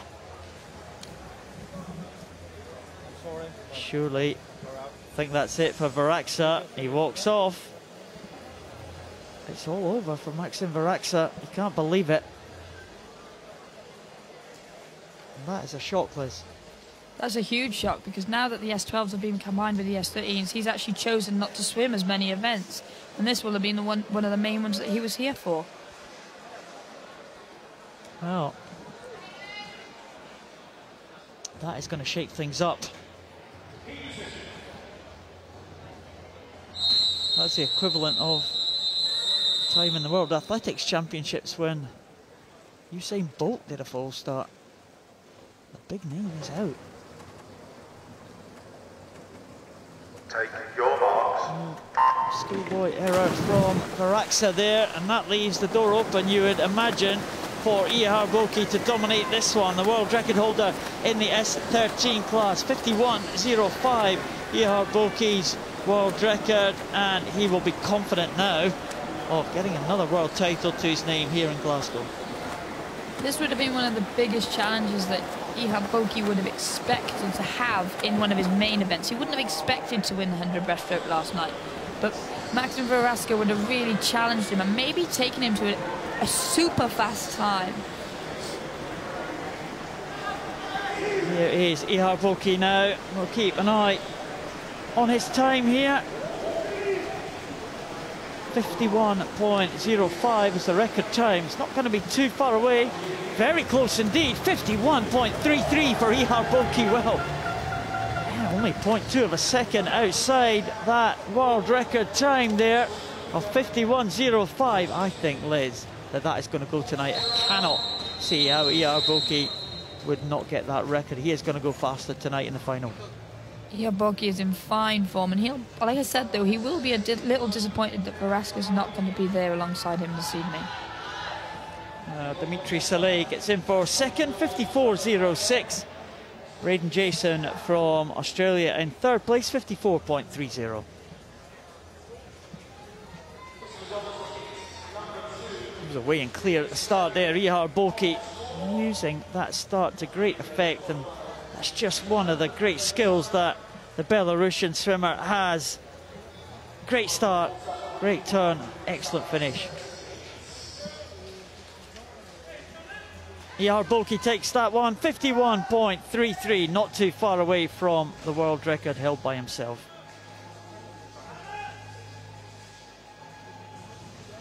Boki is fastest into the final this evening. Denisenko second, Raman Salai in third.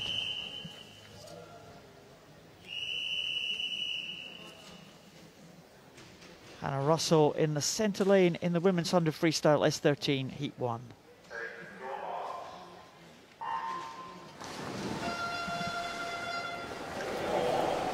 Well, Hannah Russell, we saw her withdraw from the 400 freestyle a couple of days ago. She's back now, recovered from that slight niggle, and she's taken part in the 100 freestyle. Anna Krivshina next to her in lane number 3, and Rebecca Myers in lane number 5. Again, combined event, S12s and S13s together, and the S12 swimmer Russell leads the S13s, and good work off the wall from Hannah Russell. Hannah Russell really has improved her race skills and technique over the last 18 months. She's always had great speed, but now she's really learned how to maximize that, and we're seeing it from the times that she's progressing, but she isn't going to have it all. I think Rebecca Myers is making a late charge, but may have left it too late. Rebecca Myers in good form. Hannah Russell wins that one though. 7/100ths of a second was the gap at the end. It didn't look that close to me, but Myers was finishing strongly there. And Russell, oh, nice smile from Hannah Russell. 101.27 for Russell. There's GB fingernails. Part of the final preparation, that. Rebecca Myers hasn't gone down the nail painting route. Marta Reuter was third position, 102.32. So good swim there from Hannah Russell. She had a very good start, led at the start. Just have an eye on the finish. Rebecca Myers is finishing very strongly there, and it was very tight at the end. Not sure Hannah Russell finished exactly correctly, just on half an arm stroke for Hannah Russell. That let Myers close up. Russell takes heat 1 ahead of Myers and Ruther.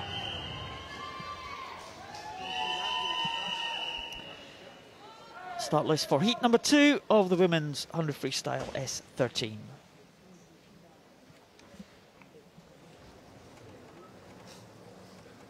Take your marks.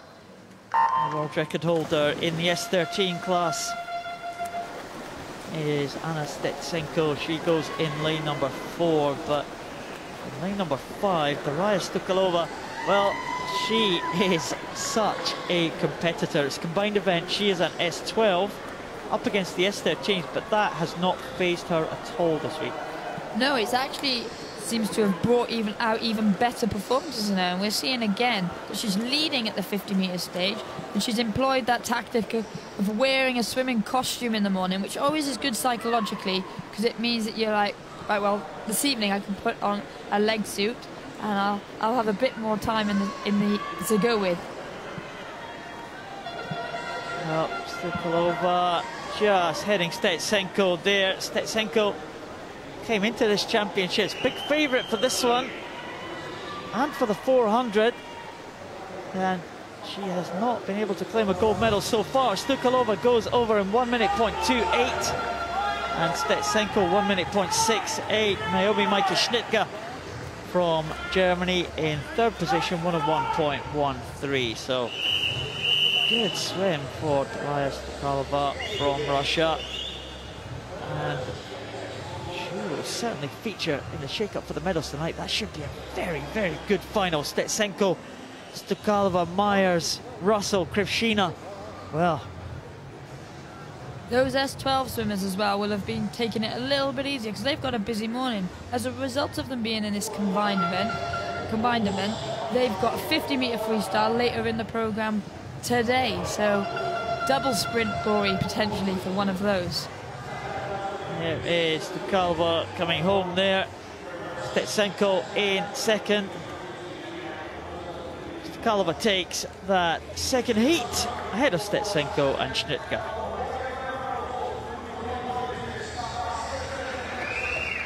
Finalists for the women's 100 freestyle S13. Daraya Stukalova is the fastest, 1 minute .28 ahead of Stetsenko and Schnittger.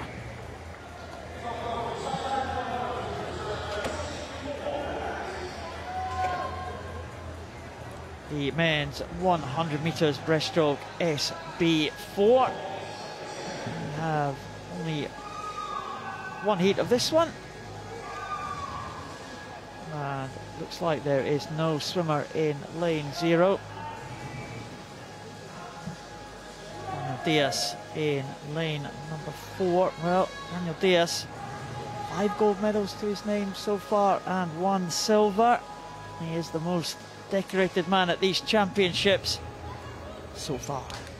That silver medal from the relay, the only thing that is marring his 100% record at the moment.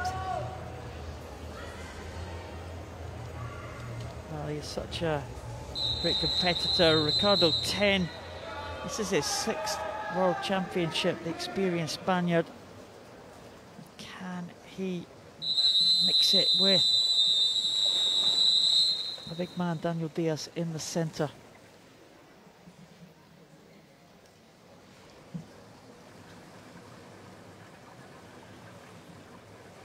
Well, looks like Jogi Song in lane number 9. No swimmer in lane number 8, Roy Perkins. Not taking the start for this one. Well, let's see what Daniel Diaz can do. Seeing him kind of just can play about with things in the heats this morning. Look like we have got just 8 swimmers taking the start, so we only have to avoid disqualification. Just that late withdrawal there, Liz. Decided to run this race. We've had a few missed call rooms this week, and maybe it's come down to that, because at that point, if someone misses the call room, then they're not allowed into the race. But at the same time, all the other competitors have done their preparation, they're ready to race, so you can't really pull the race from the schedule. Well, Zapatakis from Greece using this to try and get a lane in the final. It could be an important consideration here. They want to be in the mix. We've seen that. Some swimmers in the outside who prefer to be in the outside, but if you're in the middle of the race, you're generally in the mix for the medals.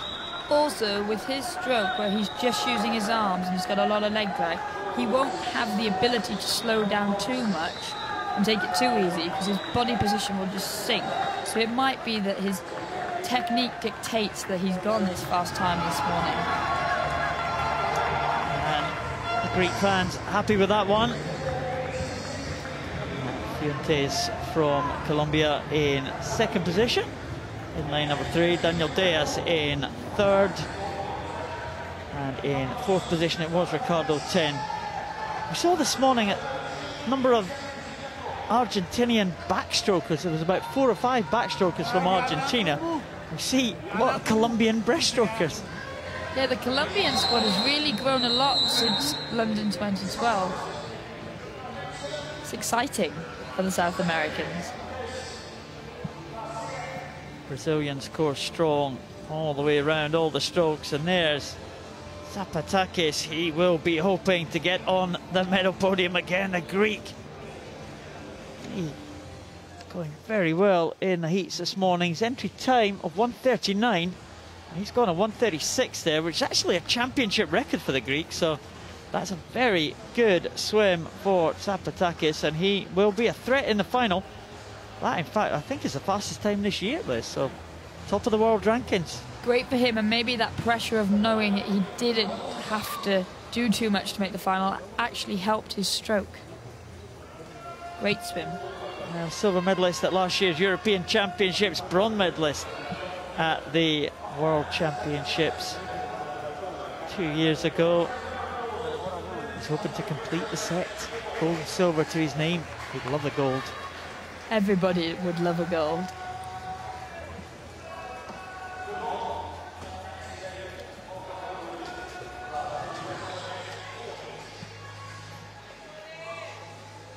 And we move on to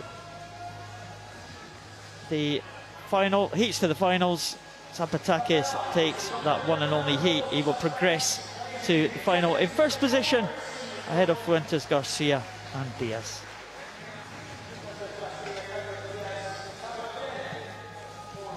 The starters for the heat of the 100 breaststroke for women, SB4.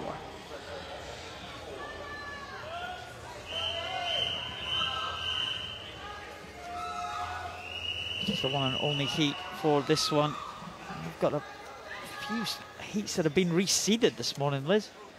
I'm trying to figure through our paperwork here, make sure we've got the right stuff here. I think we are on the right page for. That's good. We're always on the right page. And there is Louise Rung. Take your marks. Sarah Louise Rung has actually had a big challenge from Teresa Paralympic this week in a lot of her events, but the breaststroke is one that she really is quite far, significantly ahead of the rest on paper. And as we know, rankings count for nothing, but she's such a good technician on this breaststroke, and she breathes every 3 strokes, keeps that body nice and flat, and really maximises what she can get out of her arm pulls. Sarah Louise Rung is just stretching away in front of the field there. It's a good head-on shot there, Liz. Yep, and at this point though, she's not as far ahead as she would expect to be, turning in 51.5 seconds, only 2 seconds of Teresa Go, who actually is benefiting from training in Singapore with a newly set up Paralympic swim squad with a former British para-swimming coach, Mick Massey. Yeah, Mick Massey, we've seen him here this week in Glasgow with his new Singapore squad. And it looks like Sarah Louise-Rong with that kind of almost a little kind of snorkel at the back of her head there, almost a little fin at the back. Yeah, her goggles sticking up there. Maybe that helps her streamlining, but she's having no problems here. She's really shown her strength down this second 50 metres. Sarah Louise-Rong is going to stretch away here. The world record held by herself is 1:43.87. She goes through 1:48.43. A big star of the Norwegian team. See that sideways breathing technique for Giulia Giretta there for Italy in lane number 5. We saw the Italians employ that. Arioli Trimi, we saw her in the breaststroke breathing to the side earlier this week. Giretta in second. Well, she's employing similar technique. To good avail. I think maybe they've had that, their biomechanist will be the person that films their strokes to try and look where they can make improvements. We'll definitely be looking at that in the Italian camp, because it'll be no coincidence that 2 swimmers have adopted that. As you've said before, quite often techniques are developed for Paralympic swimmers. One swimmer with similar disability sees that, well, they maybe try these techniques to see if some improvements can be made. There's the swimmer from Malta, Kravchenko, coming in lane number 0. Malta, of course, the venue for the first IPC World Championships back in 1994. And still a few people competing here that competed in that first one. Adam Purdy, Sasha Kindred, to name just 2. Here's Sarah Louise-Rong. Just, as you said, keeping that breathing going, breathing every 3. The head not allowed to be completely submerged under the water. Just about keeping a little top of her head. That little snorkel bit peeking out there. Maybe that's what the goggle fin is for. Rong takes it ahead of Giretti and ahead of Deviatova, the fast finishing Russian in 3rd.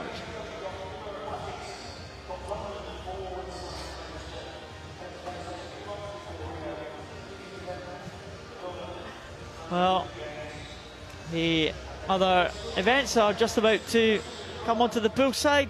Liz has been looking at the Twitter feed. Yep, and there's been some great support coming in for Alice Ty's swimming last night. The British supporters really have got on Twitter now that we are ahead. Now that we're back on the table, we've started winning gold medals. Everybody's coming in time for the weekend, and it's great to see the support as well. The Brazilians, Caio Oliveira, unlucky to finish 4th last night, but they're having a great meet. And we've got some supporters just coming in to watch the meet. So it's great for that on the weekend. The Italians are in town. Italian waving a flag.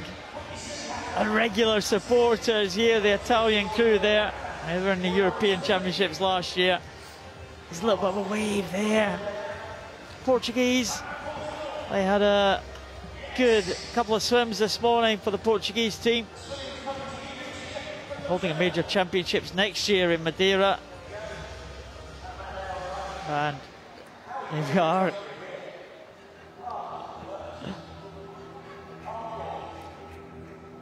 Oh, a little bit of a sideways wave there, Liz. That's good technique, that. It's great to see so many different nations supported in the crowd.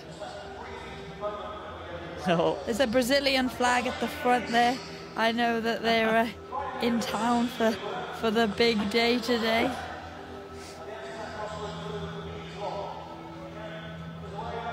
There we go. Just not sure where to look. The other one. The one on the left. There we go. That's Bear Grylls. Is that him? Men's 200 freestyle S3. Start list for heat number 1.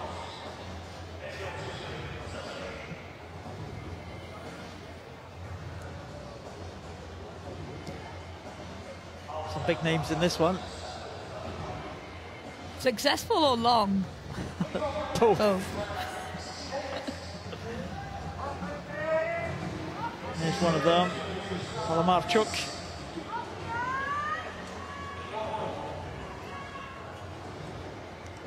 This is the S3 200 freestyle. It's a combined event. Well, there's S1s, S2s and S3s, so we'll keep an eye on the record holders. So, apologies, the S2 event. Did I say S3 there? It's S1s and S2s. Our only S1 in the event, though, is in lane 7, Paul. Yep, and that is Mamis Falov, the world record holder from Israel. There is Palamarchuk. He had a good swim against Dmitry Kokarev the other day in the 100 backstroke, and there's Kokarev. Well, the world record holder will not want to be beaten again. Palamarchuk could be the man take the mantle of Dmitry Kokarev. There's Yang Yang. Well, we haven't seen much of Yang Yang. He appeared in the Paralympic Games in 2012. Not much was known about him. No, he burst onto the scene there, didn't he? He did. 4 gold medals in London. He only swam one event in the World Championships in Montreal in 2013. He set a championship record in this one. He didn't swim any of the other events, so a bit of an unknown quantity. Yang Yang, we haven't really seen much of him since the London Games. Just 18 years of age now. Take your marks. There's Mamis Falov. S1 swimmer, again, these different starting techniques. There we saw all of the S2 swimmers employing the start where they're held by the feet so that they've got the best body position. But Miroslav, he's only got one functioning limb, that is that right arm that he spins around so well to move him through the water. So he's holding onto the boards with that, because if he was to get someone to hold his feet, he would actually sink. And he would be out of breath before he even started. So it's all about, as we've said so many times this week, using what you've got available to you to maximise your chances of putting in the best times. Looking across the field, all the S2s are employing a backstroke style here for this freestyle. It's freestyle, so you can do whatever stroke you wish. Kokarev first to the wall. They're all swimming backstroke with the exception of the S1 swimmer, Mamis Falov from Israel. Now, he finds it very difficult to swim on his back because of his impairment. But he is a very strong freestyler on his front, and he hasn't really been helped by the Paralympic programme because the only events for the S1 swimmers are backstroke events, and of course he's unable to do that. So it is unfortunate when the event combinations come out, but he's such a strong freestyler that on his day he really can feature with these guys. And a year out from the Paralympic Games, we wouldn't be too worried to see if he doesn't manage to finish in the medals with these guys this year, because he very much works on a 4-year progression curve, and I'm sure that he'll be in the best shape of the 4-year cycle come Rio 2016. Kokarev is just stretching it out there. We'll keep an eye on the splits here. He's gone out 2:06.37, so that is inside world record pace. So he's on good pace here. We'll see how he goes on the second half of this race. Very much a distance event, very much an endurance event for Dmitry Kokarev there.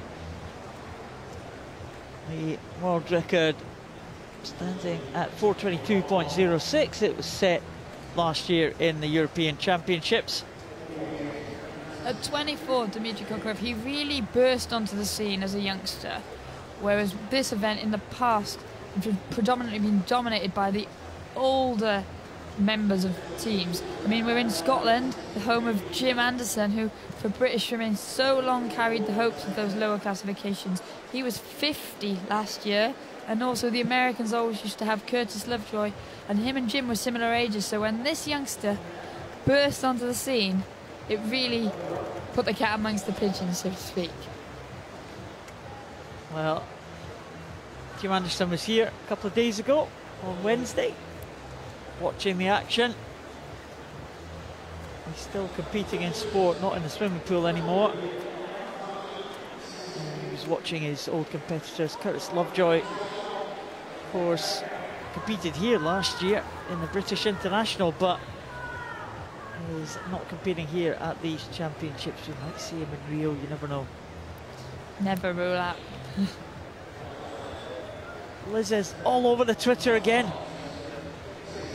A lot of people just reviewing last night, as I said, not just for the Brits, but it's a lot of, I don't know if people are awake so much on a Saturday morning to be sending in their tweets, but if you have got them, send them over. Doing a Courtney Jordan special. It's the weekend, right enough. Well, here is Kokarev. Let's keep an eye on this, because his world record is 4:22.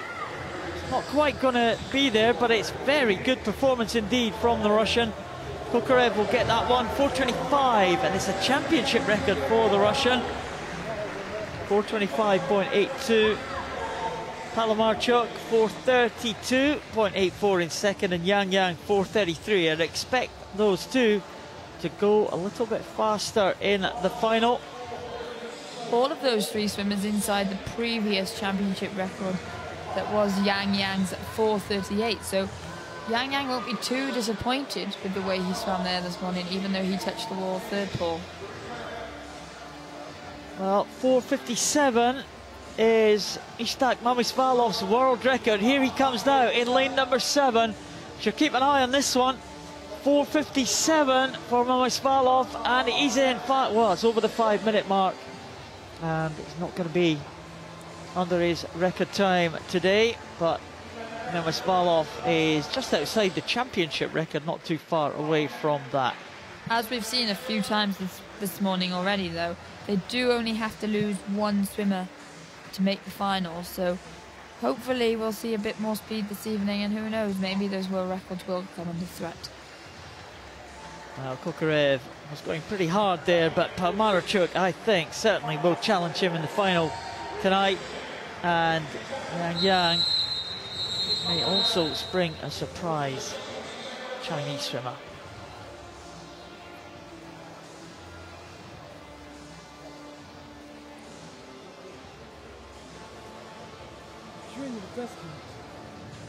There's Kokarev. Exhausted there after his efforts. I think he was waiting for his coach to come and get him, but his coach just signalled from the side to move. So maybe if he breaks a world record, then he gets lifted out of the water. But you wouldn't want to argue with his coach, would you? No. Here he is, making his way into the finish there, Dmitry Kokarev. He's finished, not quite on a full extended stroke there. There he is. Yeah, you wouldn't want to argue with his coach, definitely not. But he's done a good job. He's qualified for the final this evening. He will be in pole position in that final. Kokarev, championship record 4:25.82, ahead of Palamarchuk and Yang.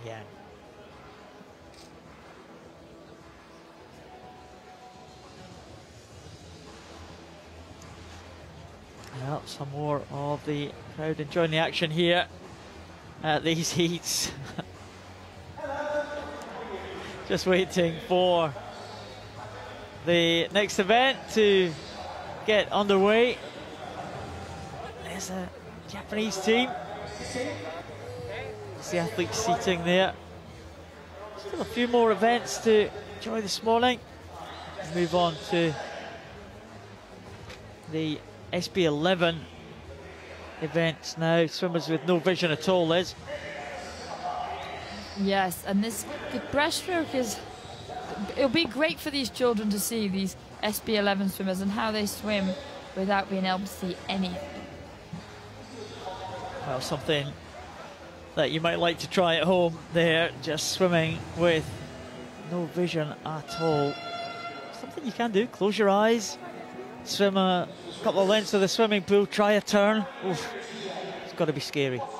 It is, but it is even more scary when you borrow a pair of their goggles and put them on. It's a completely different feeling when you block out that light to dark differentiation.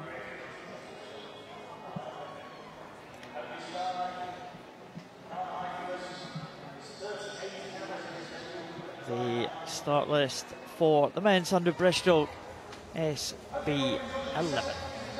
Heat 1.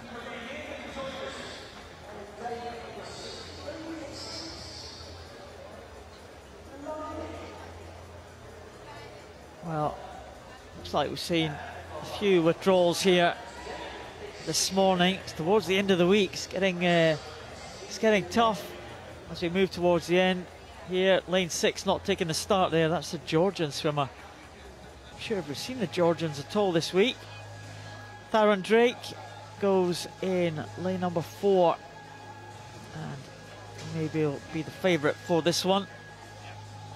Israel Oliver in lane number 5, the Spanish swimmer, silver medalist in the 200 metres individual medley.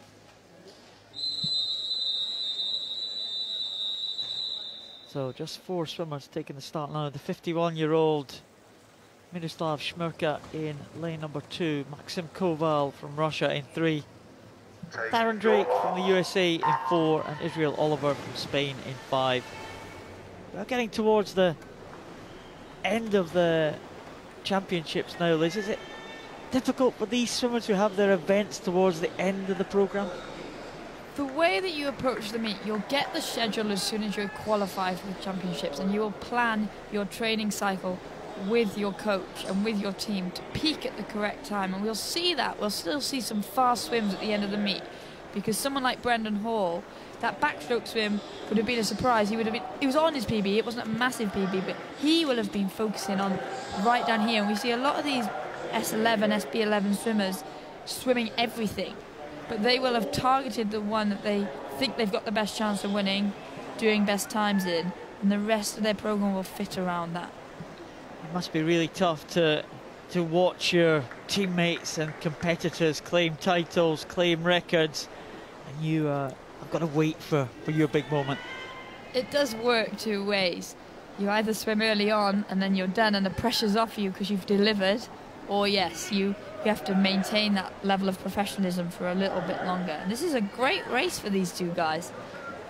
Here's Theron Drake in 4, being pressed by Maxim Koval in 5, and Theron Drake takes it, but only by 0.4 of a second. Koval, 20-year-old from Russia, and Drake, 22-year-old from the USA. They are first and second. Add their ages together and they are nowhere near the age of Miroslav Shmerka in lane number 2, 51-year-old, but he looks like he is going to progress to the final. Miroslav Shmerka, he is 3rd position in that heat. Breaststroke is one of the more, it works 2 ways. Breaststroke, I think, if I was blind, the tapping seems to work better because you can get tapped and then you can hold that last stroke for longer. So we do see a lot of better finishes on the breaststroke than we would, and it made the difference here. Theron Drake was he could finish on a full stroke rather than lane 3 who had that half stroke. Yeah, checking the blacked out goggles there. Yeah, they look okay. His coach Tapper can tell them that he has won the heat. the start list for Heat 2 of the men's 100 breaststroke SB11. Taron Drake and Maxim Koval very close to each other there in terms of the lane ropes. Just wonder if they were aware of each other. I'm sure they would have been. We've seen that a lot this week. There is Keiichi Kimura. There is Alexander Maschenko. Those two will be favourites for this one. Keiichi Kimura, world champion in 2013. Maschenko, the silver medalist. Maschenko, former Paralympic champion, 2004 and 2008. But a good time for Taron Drake in the first heat, 1:19.43. But I'm sure that Kimura and Maschenko will go faster in this second heat. They don't have the luxury in this race of being able to stay quite so close to the lane rope, because with freestyle and backstroke and even butterfly to extent, you can have your shoulder muscles brushing against the lane rope every few strokes to show that you're on target. With breaststroke, it's a very wide stroke and you go outside of the line of your body, so you would catch, and if you catch your toes in those lane ropes, it really, really hurts. So the skill involved in swimming 100 meters breaststroke when you're one of these SB11 swimmers shouldn't be undervalued. Oh, well, Kimura is a very good exponent of that skill, as is Maschenko.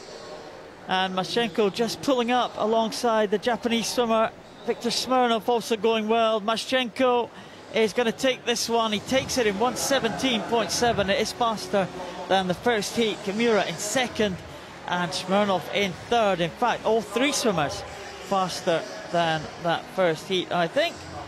And it does look like they are going to be the fastest three into the finals this evening. Maschenko looks strong at the end there. Kimura just fading. It was a great finish from him, and we saw there three guys in the final frame, but all had very different breaststroke strokes. And that's one of the biggest challenges in this S11 classification, is how do you demonstrate to an athlete what the stroke is supposed to look like? So it's very much left down to their personal interpretation. Yeah, Kimura a little bit more jerky than the smoother stroke of Maschenko there. Just dips his head under there, the water at the end, and Maschenko looked a little bit stronger as they came into the closing stages there. The official results are through for heat number one. Taron Drake takes it ahead of Koval and Schmurka.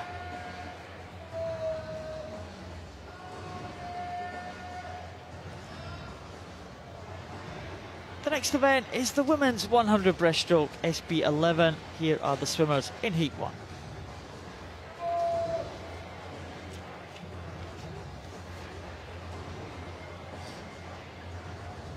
There is Jana Bereshna in lane number 4. Well, we have talked, Liz, about the swimmers who in this class swimming with blacked out goggles, but that of course is only a requirement if you actually have eyes. If you have artificial eyes, no requirement for the blacked out goggles to be worn. Absolutely. Nadia Baez in lane number 5. Take your marks. Pandey from India in lane number 7, closest to camera here. But what can Jana Bereshna do? Nadia Baez doing well there in lane number 5, the Argentinian. I think we've got an Argentinian medal on the medal table so far. Nadia Baez be a big hope for that. No, they've definitely had a presence at this meet, the Argentinians, but they haven't quite made that progression into the front half of the final standings. Well, Nadia Baez just is going to lead them into the turn. Let's see how the taps fare here. There's a tap just on the head as she came up there in the stroke. Pretty good for Nadia Baez, not really lightning quick through the turn, but good enough to hold off Bereshna. But Bereshna now looks like she's putting on the power here in the second 50 and coming through alongside the Argentinian. Absolutely, both of these athletes up their stroke rates, but it's the lady in lane 4 that's really starting to pull away. And it's great to see in this race, all of the girls are hugging separate lane ropes. They're using separate lane lines as a direction. And it's almost as if they had a little conversation in the core room and said, which lane line do you want? With that wide breaststroke kick, you can kick each other in the lane ropes. I know in training sessions, someone in the next lane comes the other way and it's bang. But 131.90, Jana Bereshna, and that is just about on her entry time. Nadia Bias in second, and Martina Ravolini from Italy in third position. It's always good when you've got that strength in the final phase of this breaststroke. And it's always nice to see that wall coming. Obviously, these athletes can't do that, so they just maintain a similar level of rhythm throughout the whole 100 metres. Yeah, these swimmers will have been stroke counting. Maybe it's an advantage. I do remember swimming long course swims long ago when you're not quite at your best. You turn at the 50-metre mark and you think, oh my goodness, I've still got a long way to go back. Yeah, definitely. I remember the first time I walked into a 50-metre pool, and it just does look like an extra 10 metres to what you're used to swimming. There's Bereshna tapped on the lower back. We'll see if Baez just tapped on the head as she comes up. There is the confirmed result for the men's 100 breaststroke SB11. Maschenko takes that ahead of Kimura.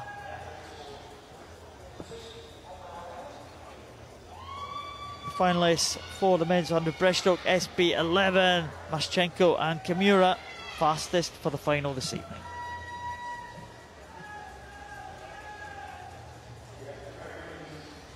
The starters for Heat 2 of the women's 100 breaststroke SB11.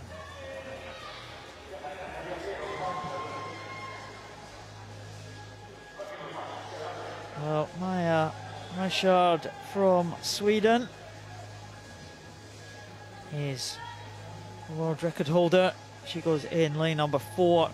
Leticia Martinez from the USA goes in lane number 5. Birthday girl 2 days ago.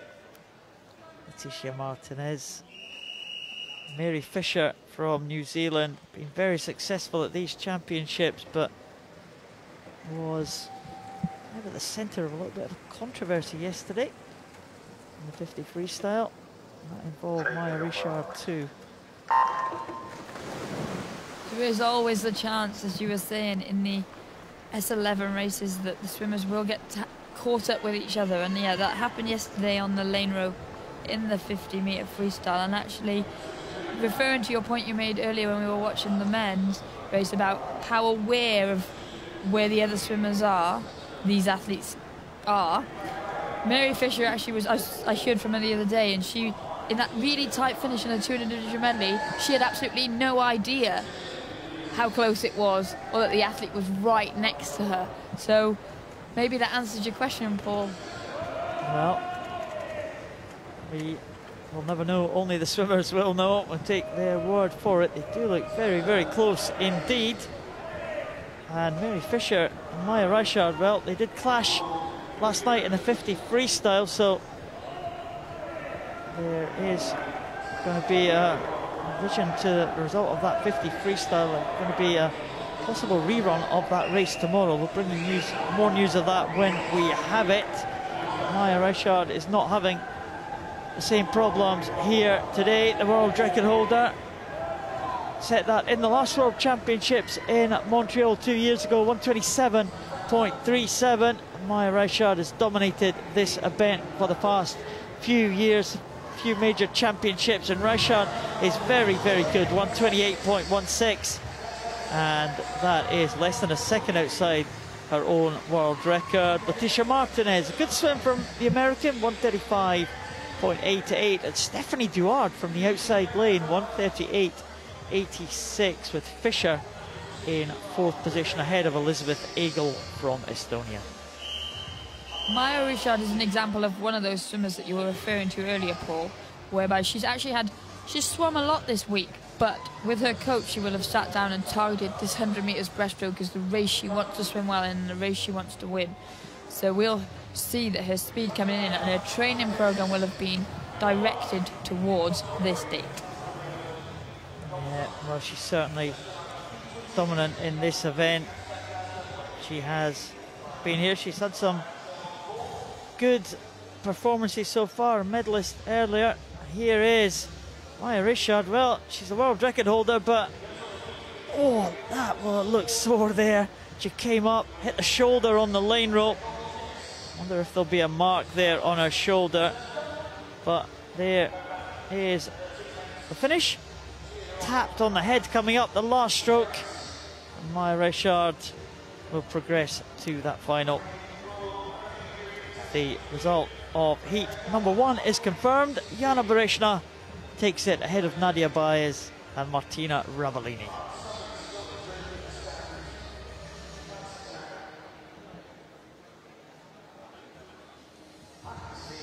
The women's 200 metres individual medley, SM5 classification.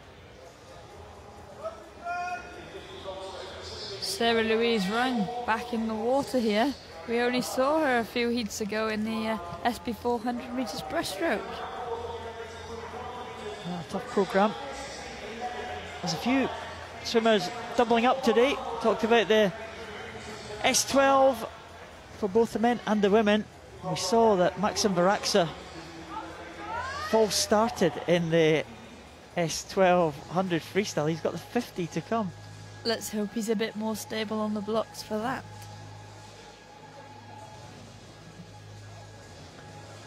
There is Sarah Louise Rung. How long ago was it that we did see her? Was it about 20 minutes ago or something? Yeah. But she will have swum twice in the time that Hannah Russell's event will have gone. So, but she will have known that, and she will have seen the programme again, and she will have directed her training to make sure that she was ready and prepared for such an event. She's an experienced campaigner, as is this lady, Teresa Perales, as is this lady, Imbal Pizarro. I was saying yesterday how Imbal Pizarro been around for a number of years. She was very, very young when she started. She's not even as old as Liz Johnson. Oh, it's quite a challenge these days.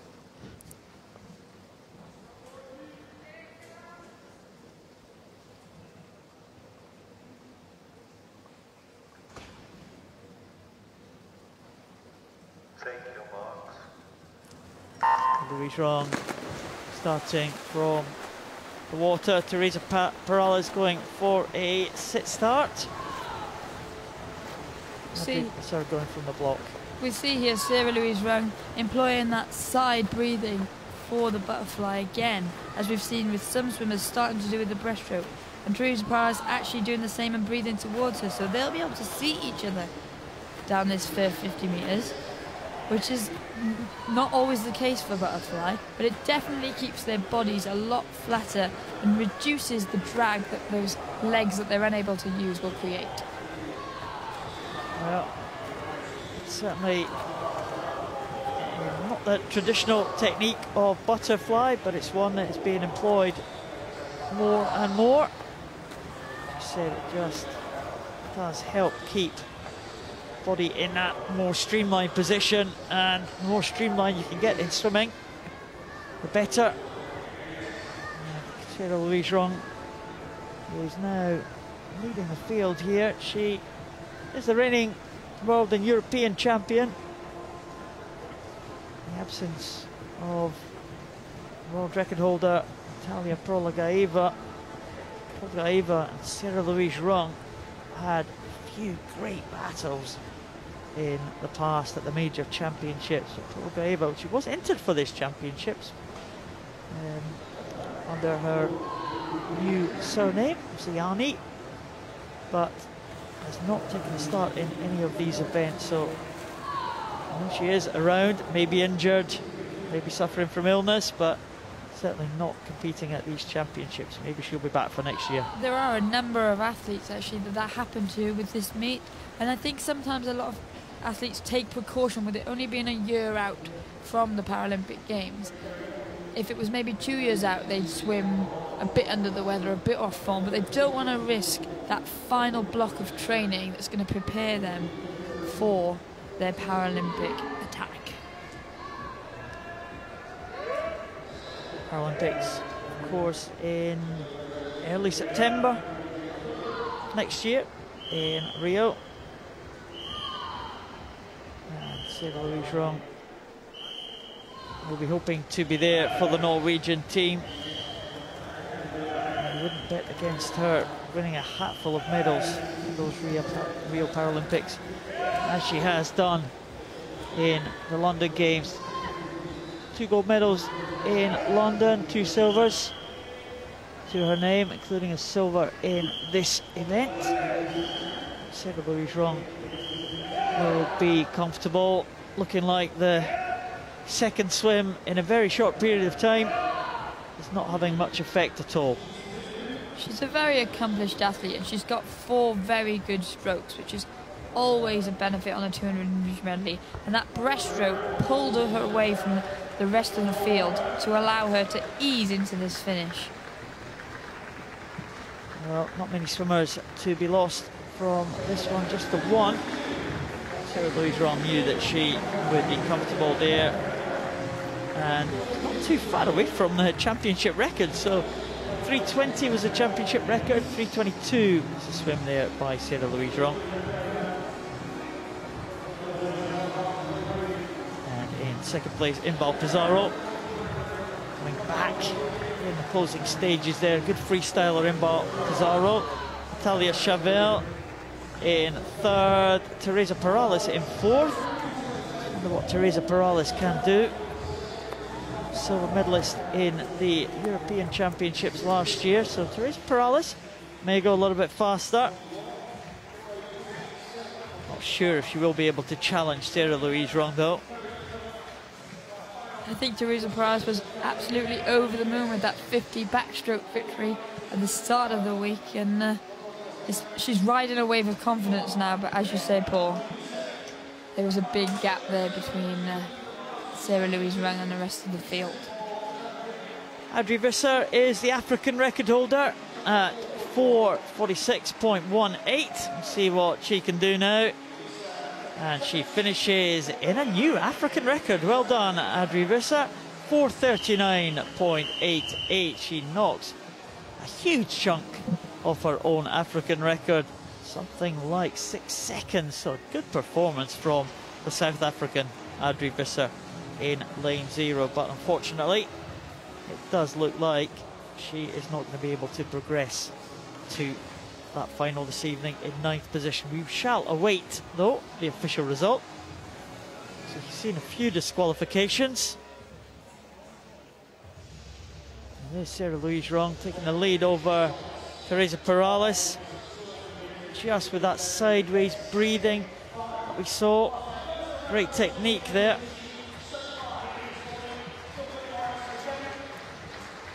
And there is the great Norwegian,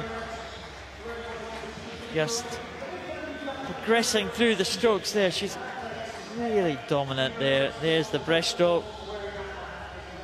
Didn't see the little periscope bit at the back there. The goggle fin, no we didn't, but I think she is so strong, and she gets great height out of the world, considering her limited level of movement that she has in her body. She really uses those arms to great effect, and as we saw, that was where she really pulled away from the rest of the field. She almost came into this finish as a bit of a swim down from the other 3 lengths, and she'll want to have definitely conserved energy because she's got a double event program this evening and a definite chance of winning double gold. She looks pretty relaxed. She was not too far away from her championship record there, so she has got a good range of form here. Sarah Louise Wrong has been under the 3:20 mark before this year. Sarah Louise Wrong will take that one. 3:22.62 ahead of Inbal Pizarro and ahead of Natalia Chavel.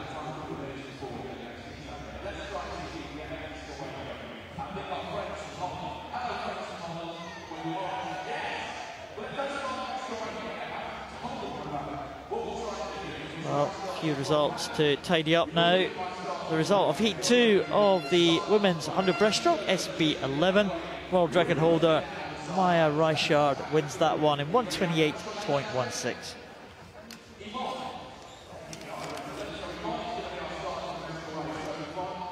Maya Reichard progresses to the final in first position. Jana Berezhna in second. Nadia Bias in with a medal chance for Argentina in third. So just got a short time before we progress to the next heat. Liz has been looking at the Twitter feed. I have, and we might have a new nickname here. Tiffany Thomas-Kane's aunt has tweeted in to say that there's no stopping her incredible niece at the moment, and we're going to be calling her Turbo Tiff from now Turbo on. Tiff. Go Turbo Tiff. I'm happy. Oh. I'm happy to adopt that nickname good. for her. Yeah, I like it. Yeah. Well done, Auntie. Auntie Joe. Auntie Joan, right? Oh, it's good to hear from you, Auntie Joan. And your niece is absolutely sensational. Oh, there's Felipe Rodriguez's Great Britain support right there. He had to reel him in as his parents couldn't make it over, and they've realised one of them clearly wants to be on the television, the other not so much. This is their payment for him babysitting them. Where did they come from? Manchester. Manchester. Felipe Rodriguez is Brazilian Manchester. It's brilliant. family. Brazilian British support. The more the merrier, I say. Get them all. Everybody Get them in. in. Fill the seats for the weekend. Men's 50 backstroke S3 classification. There are the starters for heat number 1.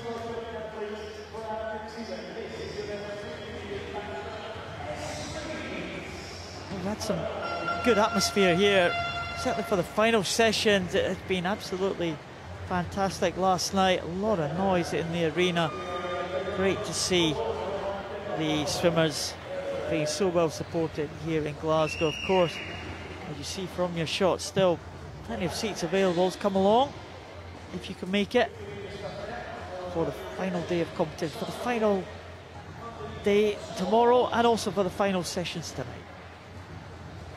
We'll be here, won't we, Liz? We will. There's Dimitro Vinohradets.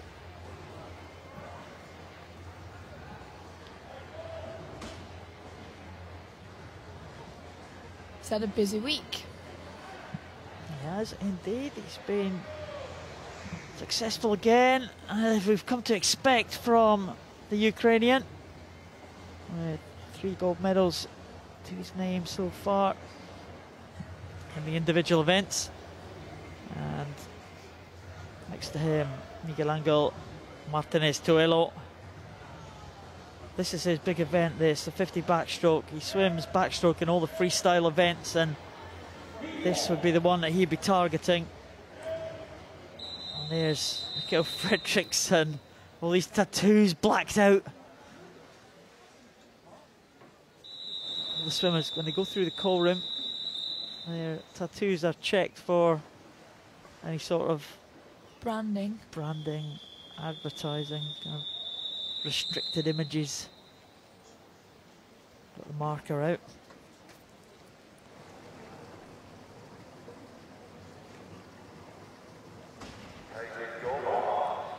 Vinohradets held by the feet. Range of starting techniques again in these lower class swimmers. This is the S3 class. Remember, S1 to 10 physical disabilities, and this is right down S3, quite severe impairment for these athletes. Yeah, and we'll see Mikael Fredriksson using a butterfly technique with his legs. He'll basically be using his whole body to get those legs to propel him through the water, because his legs aren't fully working either. So it really is driven from his hips and his quads. But as we see, it is as you called it, Paul, and the 2 middle lane swimmers pulling away this morning.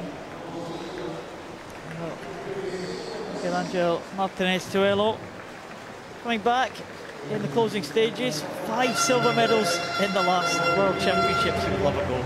Absolutely. At least that gold medal. Everybody's striving for the gold. Pino Radetzky takes it though, 52.5. And Miguel Angel Martinez Toello in second position. Third position was Frederiksen. He held on well there to keep back the challenge of Michael DeMarco from the USA.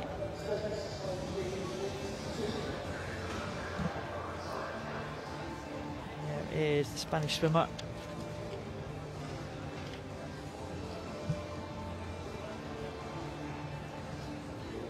Just wonder now, as they move into the final, what more of these swimmers have got to give. You know, Radetzky, business-like. It's always nice to have that luxury of knowing you've got the buffer, that you don't have to go all out for the morning swims, because it means you really then can put everything into improving your personal best time in the final session.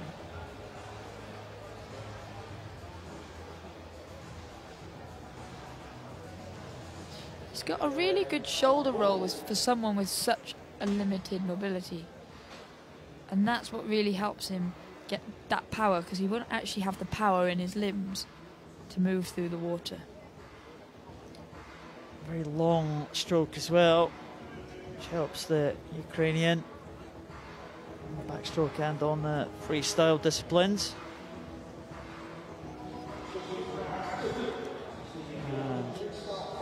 Dmitro Radetzky wins heat number 1. Miguel Angel Martinez Toello in second position.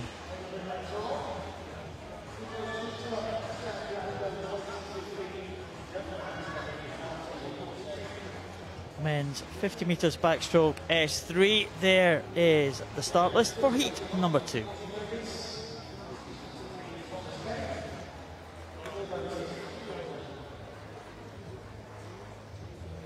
Well, we'll move on to the second heat here, and man there, the Italian Vincenzo Boni, he's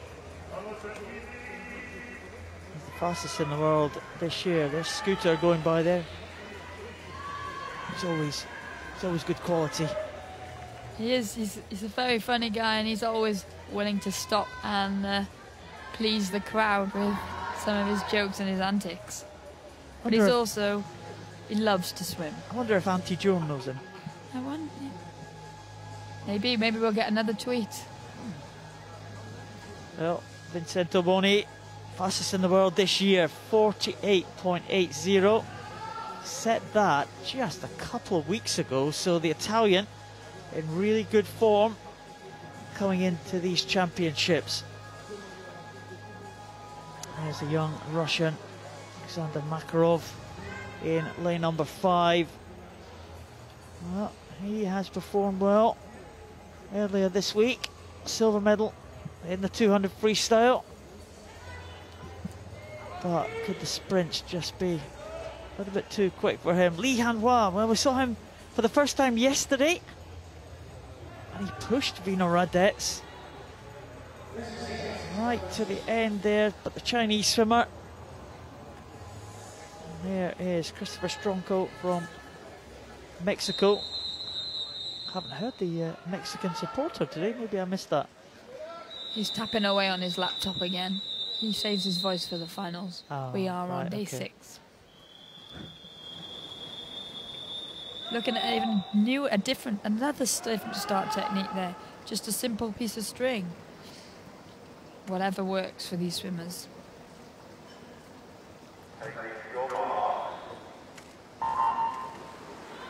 Let's see if Christopher Tronco can get away well here. The white cap's not come up yet. Christopher Tronco, there he is now. That's not too bad. He's lying in about 3rd or 4th position there. And it is Alexander Makarov who gets away the quickest. Makarov, the 18-year-old. Vincenzo Boni next to him in lane number 4, now coming back into the picture there, but there's Makarov, double arm backstroke, very effective. It is very effective in terms of generating a lot of power, but as we can see, it's a lot harder to increase that stroke rate, and that's where Vincenzo Boni is coming through and really going to take this at the end of the race. The world leading time is in a time of 50.49. Vincenzo Boni. That was a good heat swim there, and he will be fastest into the final this evening. Alexander Makarov, 52.15. He should be in second position there. So they'll both be ahead of Dmitro Vinohradets. Li Hanhua for China, 59.02. Expect him to go a little bit faster. He's the world champion back in 2010. And winning that world championship, he went 50.22. So that's around about the time that Boni went today in the heat. So Boni looks like it might be challenging for another Italian gold medal. The Italians, as we said a number of times this week, they've really got a great squad together now, and there's not a lot of them, but they are a force to be reckoned with. Great world championships and European championships over the last couple of years. Quite hitting the medal targets that they had for this championships just yet. A lot of big chances to come though. Federico Molacchi is in there. We have, as you see, Vincenzo Boni. Ariola Trimi will go as well tomorrow. So still a lot of great chances for Italian medals. Here's Makarov. And as we said at the beginning, the double arm stroke really creates a lot of power, but it's not easy to keep spinning two arms over it. The rate isn't able to be increased. You really settle into your rhythm, and we saw that there at the finish. He loves his mum. I think he said, "I love you, mummy," didn't he? Hope she's watching. Vincenzo Boni takes that second heat, 50.49.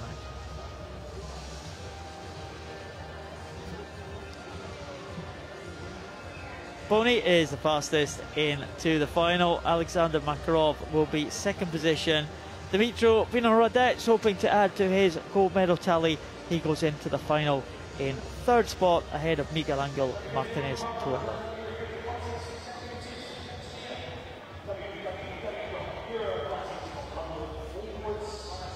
Start list for heat 3 of the women's 50 metres backstroke.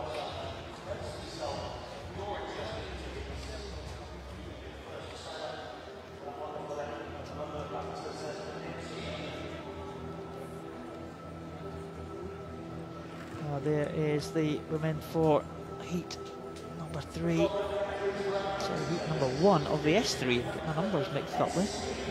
Easy done. Easily done, but we don't want to be turning out with a different race. It's nothing worse. Always check the board to see what race you're swimming, I say.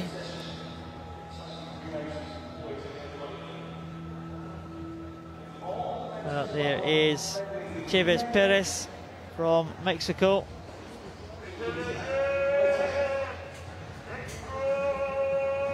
There he is. I'm not sure if you can pick up the sound to full effect there, but the Mexican #1 supporter, he doesn't need pom-poms. He's got a voice that can be heard over the other side of Glasgow City. I can.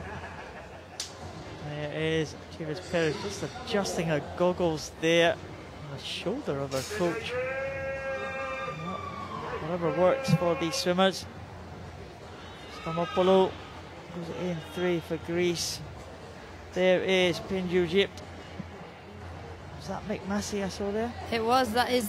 They've come here with 2 swimmers from Singapore, and they're both in the water this morning. This has been the day out of them all that they've been waiting for.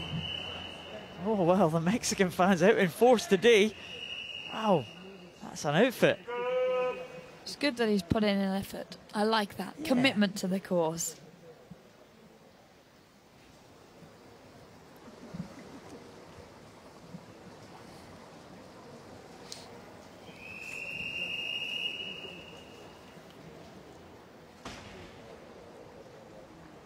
Take your marks.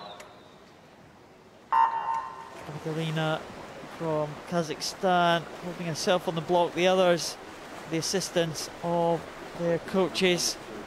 Delina gets off to a good start. Pin Ju Yip in lane number 5 going well, and it's Meng Gufen from China, 23-year-old, champion in the Asian Games last year, and she is looking to follow that Asian Games title up with a world title, and she is going very well in the early stages. She's got a great stroke rate, and she's throwing those arms over and really moving herself through the water and going a lot deeper than a lot of the other athletes are managing to do.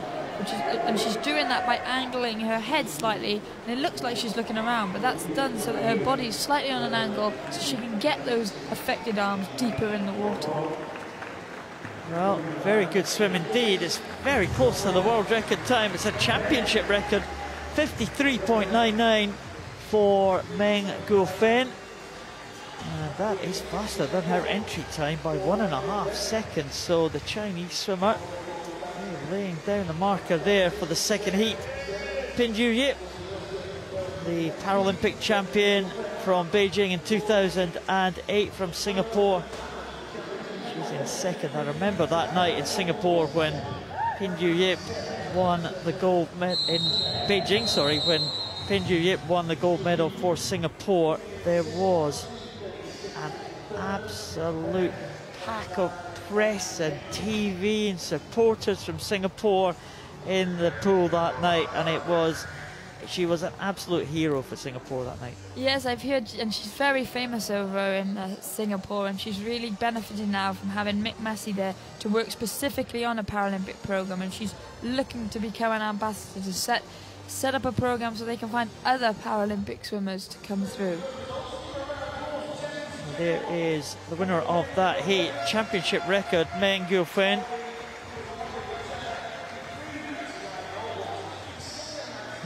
Now that PX, that we see in the picture, is now going to be working with Mick Massey, he won't have worked with a lot of lower class swimmers before, so we can look to see her maybe get back to some of that form that she had in 2008 and put some pressure on Gufen Meng in the future. Maybe this evening will be too quick a turnaround. Well, Chinese swimmer certainly looks in good form, and she is going to be tough to beat. Pin Ju Yip second in that heat,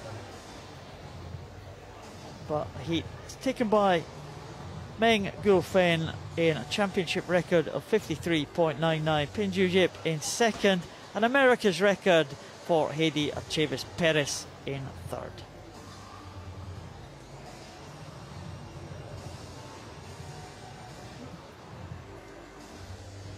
Well, the press are here. Well, it's one of the blind swimmers there, just listening to the phone there. Just another example of a way that they have to adapt their lifestyles, not just in the swimming pool, but the challenges they face in everyday life. There's a lot of devices now to enable. Here we go. The monocle, every visually impaired athlete's favourite piece of equipment. Oh, that was Dervish Konyorat's daughters. Talking of visually impaired athletes, we actually don't have so many anymore in Britain. Just Hannah Russell going it alone, representing for the VIs. But there we saw some former athletes. Start list for heat number 2. Lisette Teunissen in lane number 4 for the Netherlands.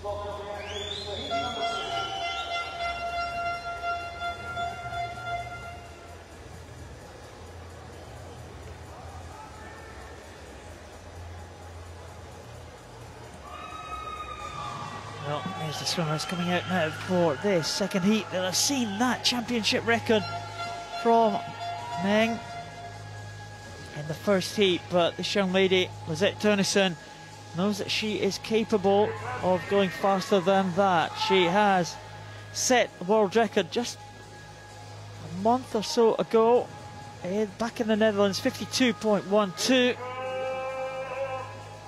And there must be another Mexican, because I can hear the Mexican in the background just across from us. Viderska there from Ukraine in lane number 5. There are 2 Mexicans in this actually, Patricia Valle and Fabiola Ramirez. There he is.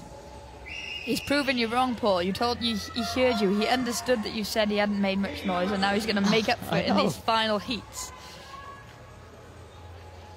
There is another one of the Mexican supporters we saw earlier.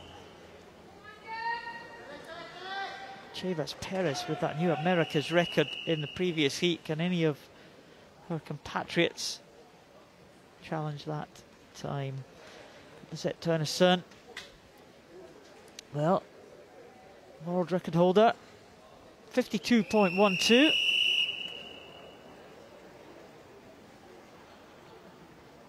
Olga Swiderska, second in the world rankings, coming into this championships. She goes in lane number 5, but there is Lizette Turnerson in lane number 4. Backstroke, very much her #1 discipline. Yeah, we've seen her, as we've touched upon earlier in the week, some of these athletes have impairments that do unfortunately get worse as they get older, and we've seen her come down through the classifications. She started as an S5 swimmer, but one thing that she's always been good at, as you say, is backstroke. And she's just she's got such a flat stroke. Her head doesn't move.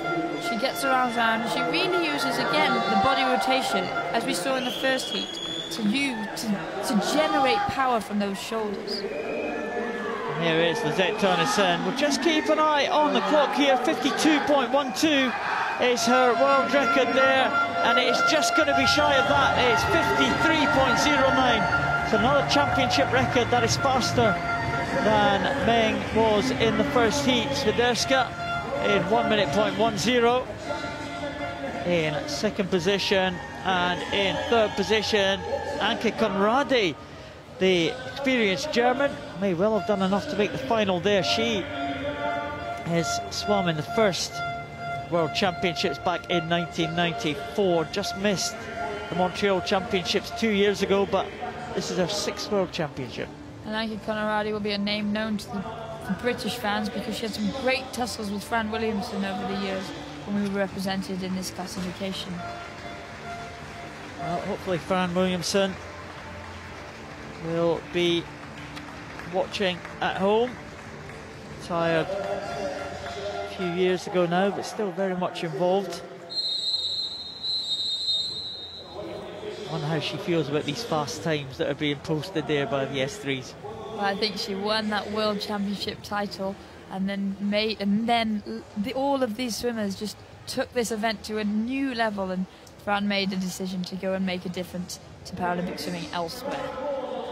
Well, 2 world titles. Fran Williamson won 2006, 2010. Olga Swiderska, the swimmer in lane number 5, won in 2013. She will be up against it tonight because Lizette Turnerson, in that championship record time of 53.09, she will be tough to beat, but that promises to be a very close battle with Meng Gufen of China. It's a very exciting race ahead for this evening, and hopefully that'll draw the crowd in. The Netherlands always have a good crowd, but we could do with some local Scottish fans, Paul. Get on your Twitter, get them in here. Lizette Turnerson takes that second heat championship record, 53.09.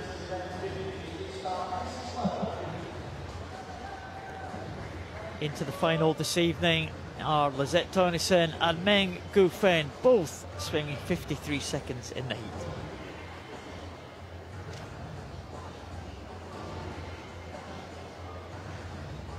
Well, here's one of the events we were looking forward to, Liz.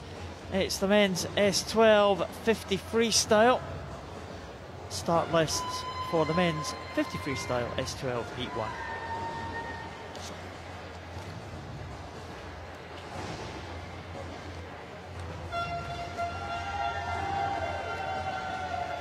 There is Maxim Varaska, the great speedy Paralympic swimmer, and hopefully he manages to have recovered from that confidence knock that he may have taken in that 100 meters freestyle to stay on the block until the start gun.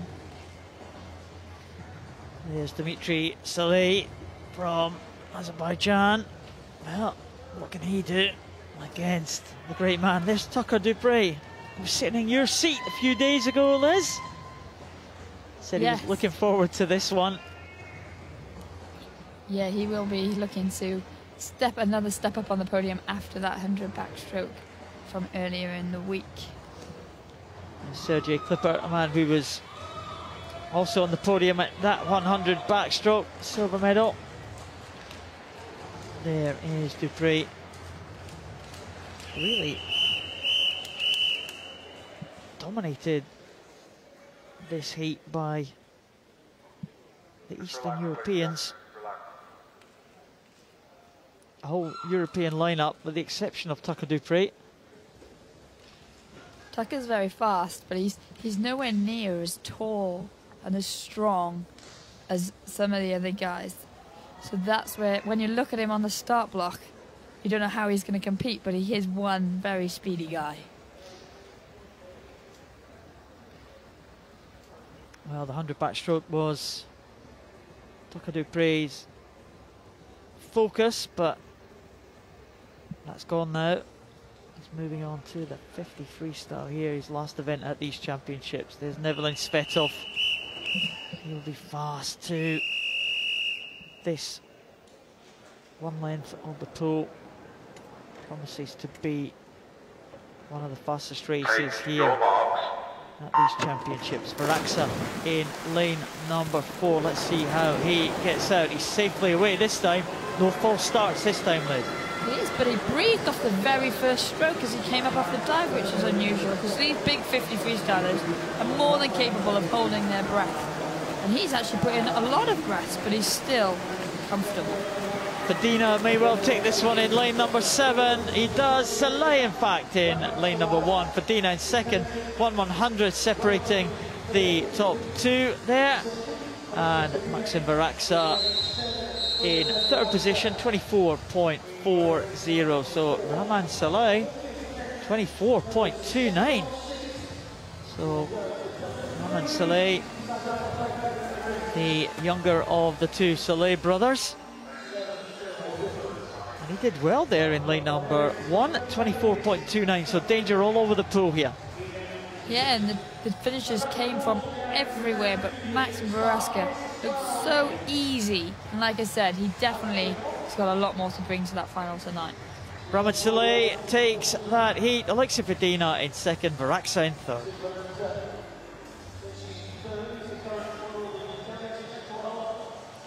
The first heat of the women's 50 freestyle S12.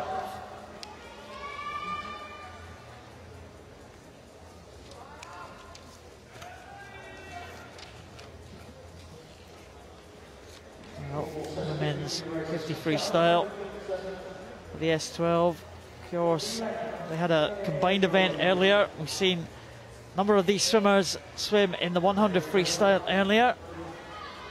But the 50 freestyle is a purely S12 event. Hannah Russell in 4 in this one. Delgado Nadal from Spain in lane number 5.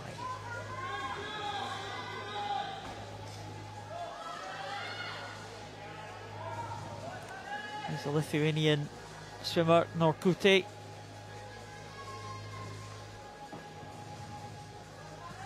Goes in lane number 2. Raquel Vale from Brazil in lane number 3. The way that light's shining on lane 2, it's as if they're outdoors. Now that is sunny Glasgow, Liz. This is what we've come to expect. It's almost subtropical here.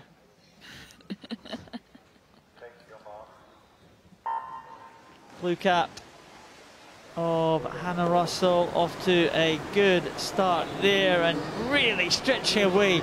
Very powerful Hannah Russell. She's a great build for a swimmer. She's tall, she's got long arms, she's strong, and she's really had a great gym program over this last year, and she's making the most of the frame she's got, and she's holding her breath. It's great to see, because she used to have a head that moved around quite a lot, but she didn't breathe into that finish then. Good skills from Hannah Russell there, 27.93 in first position. Maria Delgado Nadal in second. for Spain, and Emily Teller from Germany in third position. So Hannah Russell, good win there, 27.93. So that's about half a second down on her entry time. Tonight she'll be just looking to make the final, and that is that she'd already won the race off the starting block then, and her coaches will be pleased to see that, and she'll take great confidence from this, getting under the 28 mark in the morning. After the 100 backstroke disappointment, she won't be afraid to admit that she was disappointed by the silver medal in that 100 metres backstroke, especially with the form that she's been in all year. The result of heat number 1, Hannah Russell takes it for Great Britain.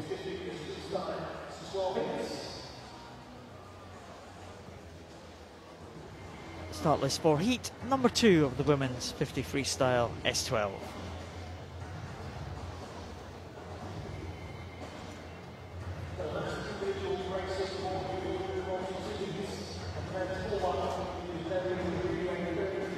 Well, Raya Stukalova from Russia goes in the center lane here, and she will be a big favourite for this one. 7.42. Well, looks like it may well be Stukalova against Hannah Russell again in the final. We'll see how the Russian gets on here, but she has been on great form at these championships.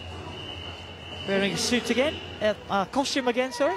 Yep, it's always good to know you've got something to save for the final, as I said.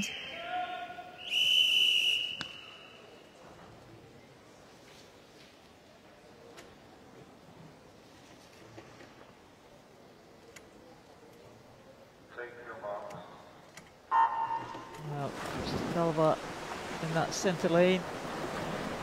There are a lot more even starts there. We saw Hannah Russell really make a difference off of the block, but these guys, it's actually Stukalova's swimming that's making the difference in this girls' race. And now she's pulling along, and she's not holding her breath so much. She's taking in the oxygen because she knows that she's going to need every ounce of anything she's got tonight to challenge Hannah Russell. 7.93 for Hannah Russell, 27.99 for Daraya Stukalova. That is going to be a cracking contest tonight between those two. Naomi Maike Schnittger in second place, 28.90.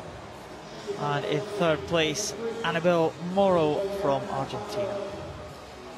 Great to see, as you said, the Argentinians coming into form at the second half of this week. But as we say, Hannah Russell has been on form. She's been the in-form swimmer all year, but Stukalova really has brought her best form to this World Championships. Yeah, fantastic stuff from Stukalova so far this week. She knows she's going to have a challenge on her hands with Hannah Russell.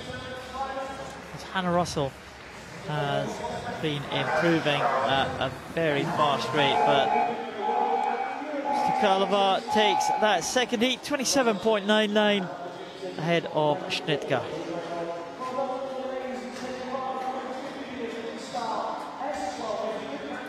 Hannah Russell and Daraya Stukalova, 6/100 separate them as they progress to the final in first and second.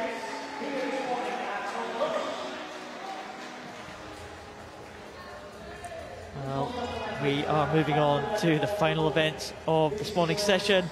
Men's 4x100 metres medley relay, 34 points.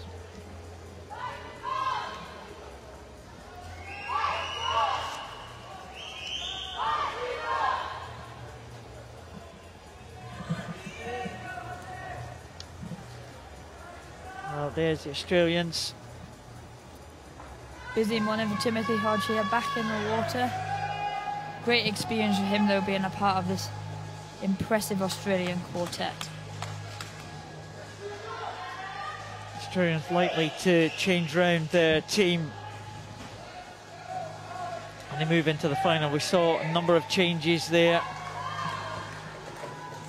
And China may well be a threat there. Again, they may well change their team. It looks pretty strong, actually, the Chinese team for these heats.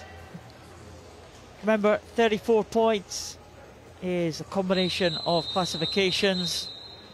you can have any combination that makes up 34 points. So you can have 2 S8s and 2 S9s, a 7, an 8, a 9 and a 10, 2 10s and a 7, or as a Brazilian swam yesterday, 2 10s, a 9 and a 5. You've got to make the most of what you've got available to you.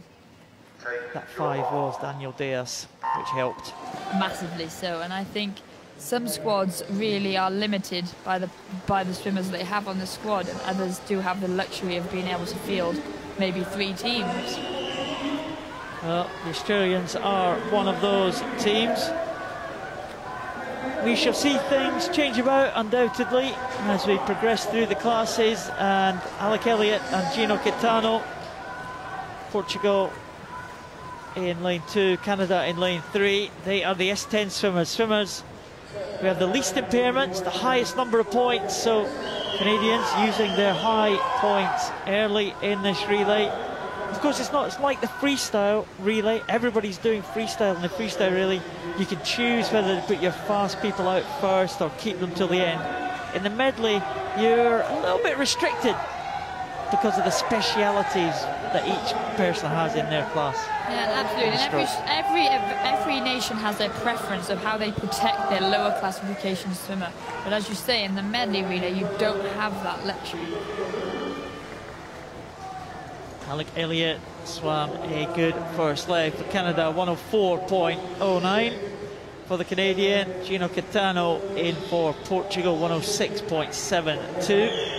Timothy Hodge, the youngster from Australia, went out in 107.43, but it is Leroux from Canada, James Leroux, stretching away here. Leroux, an SB9 swimmer, so he is a swimmer with a minimal impairment, and the Australians going with Timothy Diskin, an SB8 swimmer. Very close for 2nd, 3rd and 4th, but Canada having a good swim in the early stages here. Canada are an example of a team who have used their higher classification swimmers in that front end of the speed, but South Africa are coming back down this length with Kevin Paul, world champion in the individual 100 metres breaststroke. And it's great to see them in a position where they can actually field a team, because quite often they don't have enough swimmers for a men's relay squad. Well, Canada still lead. Kevin Paul has brought South Africa back into contention there. Jean-Michel Lavalier from Canada, an S7 swimmer, goes on the butterfly leg, and it's Ahmed Hassim goes for South Africa on the butterfly leg and immediately goes into the lead. As the S10 swimmer there, he's going to have that advantage, and he has taken the lead, and it's great to see him coming back into some kind of form.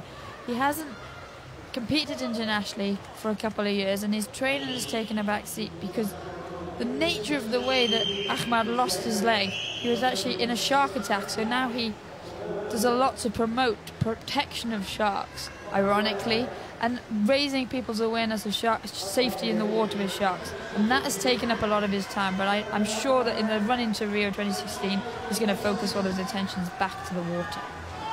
Well, he is leading the South Africans here as they come into the last changeover, but they do have a lower class swimmer on the final leg, and that is Hendrik van der Merwe, and it is going to be a tough job for the South African to hold on to this lead. China have got Wang Yinan on that final leg, and I think he is going to catch the South African. Australia go with Blake Cochran, and Canada go with Jack McAllister. So the 3 S8s are chasing down the S6, and I think all the 3 S8s should go past the South Africans here. One thing that discrepancy between the classifications and the lack of freedom to choose where you want to put your higher classifications and your lower classifications, one thing that it does mean is that it's always a very exciting event. It is, and it's a very close heat, this one. Wang Yinan, member of the team that set the world record in this event. Blake Cochran going well on that final leg for Australia, and it's a real tussle between Australia and China here, but it looks like Wang Yinan, he anchored the Chinese relay team to gold in London. He's anchored them here to a heat win in Glasgow. In second position, Blake Cochrane brings in the Australian team. In third position, it's the Canadian. And fourth position, it is a South African here, and he is in ahead of the Portuguese team. David Graxa from the Portuguese team will be the anchor man. So the South Africans in fourth position there, giving themselves a chance at that final. You've always got a chance in this medley relay because of, as we said, the way that it's structured before. And a lot of these teams will be putting squads in to give their newer and more inexperienced athletes a chance to taste the atmosphere and the experience for next year.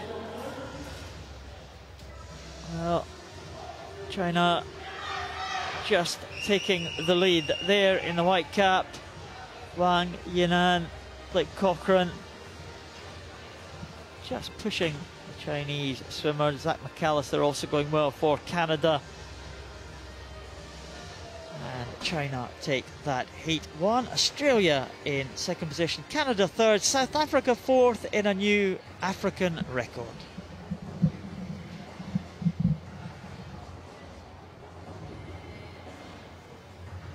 Heat number 2 of the men's 4x100 medley relay, 34 points.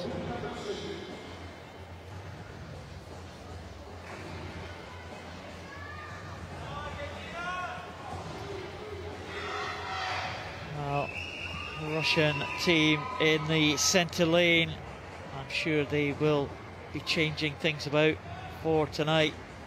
No Tarasov, no Lysenkov in this heat team. You would imagine that they would come in for tonight's final. Well, they put in such a good relay shift last night to win that gold medal that they deserve a rest this morning. Well, what can the USA do? Griswold, Herendeen, Bureau, Garcia Tolson. They've gone with 2 9s and 2 8s. Russia have gone 7, 8, 9 and 10. There's Gladkov, the lead-off man. You can set record times in the first leg of a relay. Gladkov was pretty close. I reckon he might challenge the world record for the S700 backstroke later on tonight, but not sure if he's going to do it in the relay, but it is possible. It is allowed because you are going from that standing start. It's the only leg of the relay that you can get a time that will count as a world record.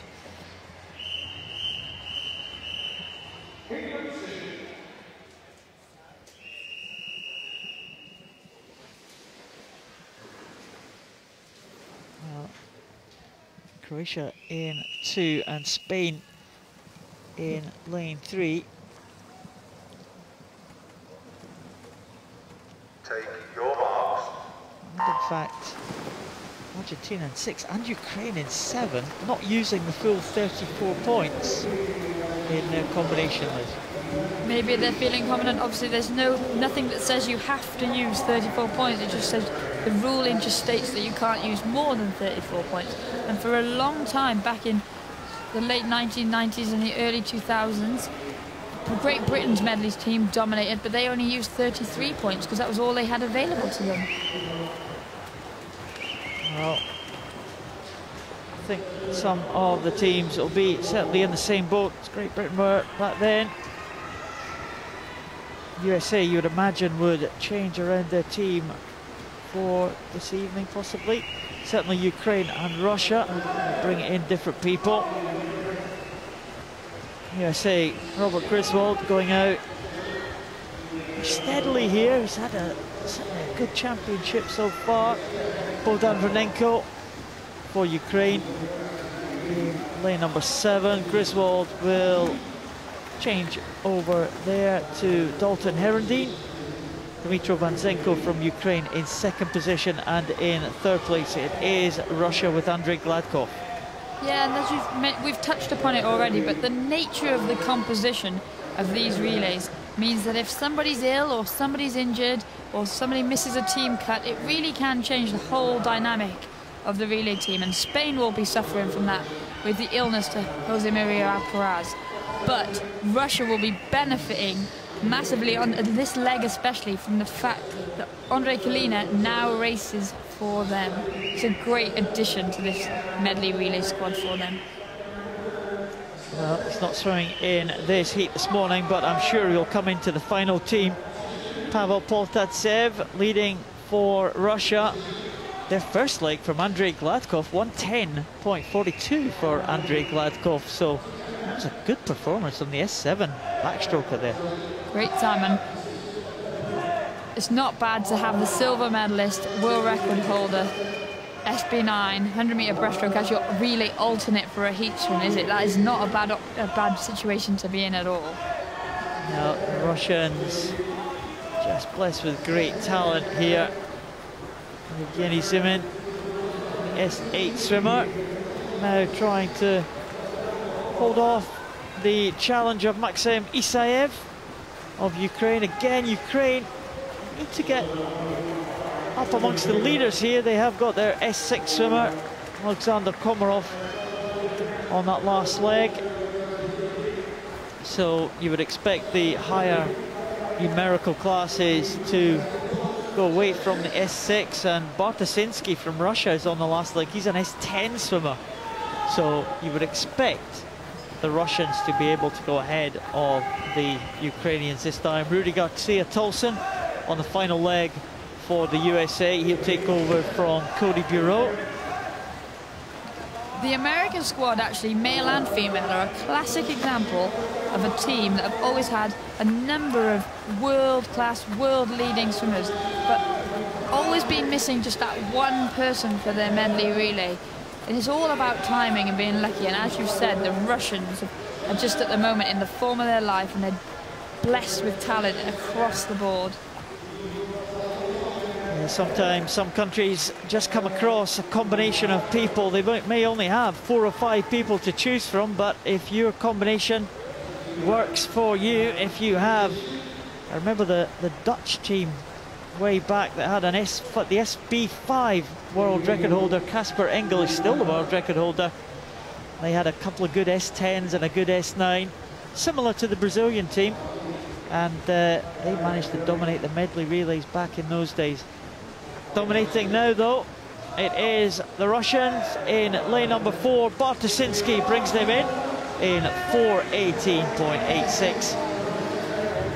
They win that comfortably, and that, as you said, Liz, is the Russian B team.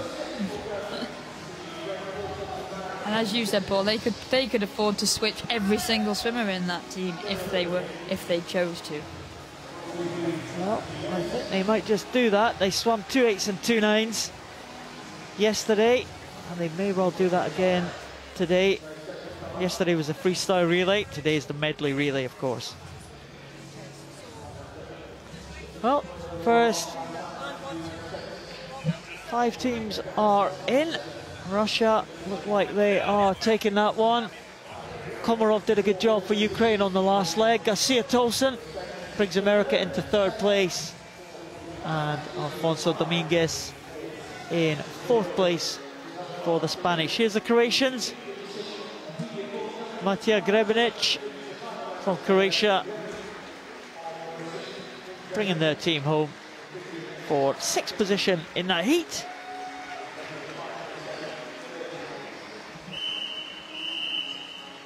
Russian Federation win that heat. Alexander Komarov, Rudy Garcia-Tolson, 2nd and 3rd for their countries, but there's the Russians.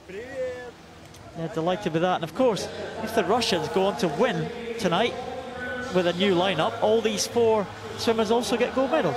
Absolutely, so nobody gets to miss out, and I know that the Brazilians did that with their 20-point relay to save the great Daniel Diaz, because he does have such a busy programme. It's exactly what happened with them. Bartosinsky finishing that relay for the Russian team. The result of Heat 2, the men's 4x100 metres medley relay, 34 points, is confirmed. The Russian Federation take it in 4:18.86.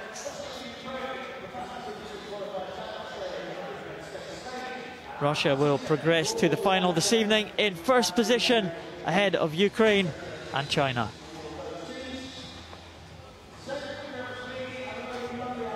Well, thanks everyone for joining us this morning. It has been an excellent session of swimming again here in Glasgow. Thank you very much to Liz Johnson for your company today. It has been fantastic as always. We will see you back here local time 6 o'clock tonight for the final sessions on day 6.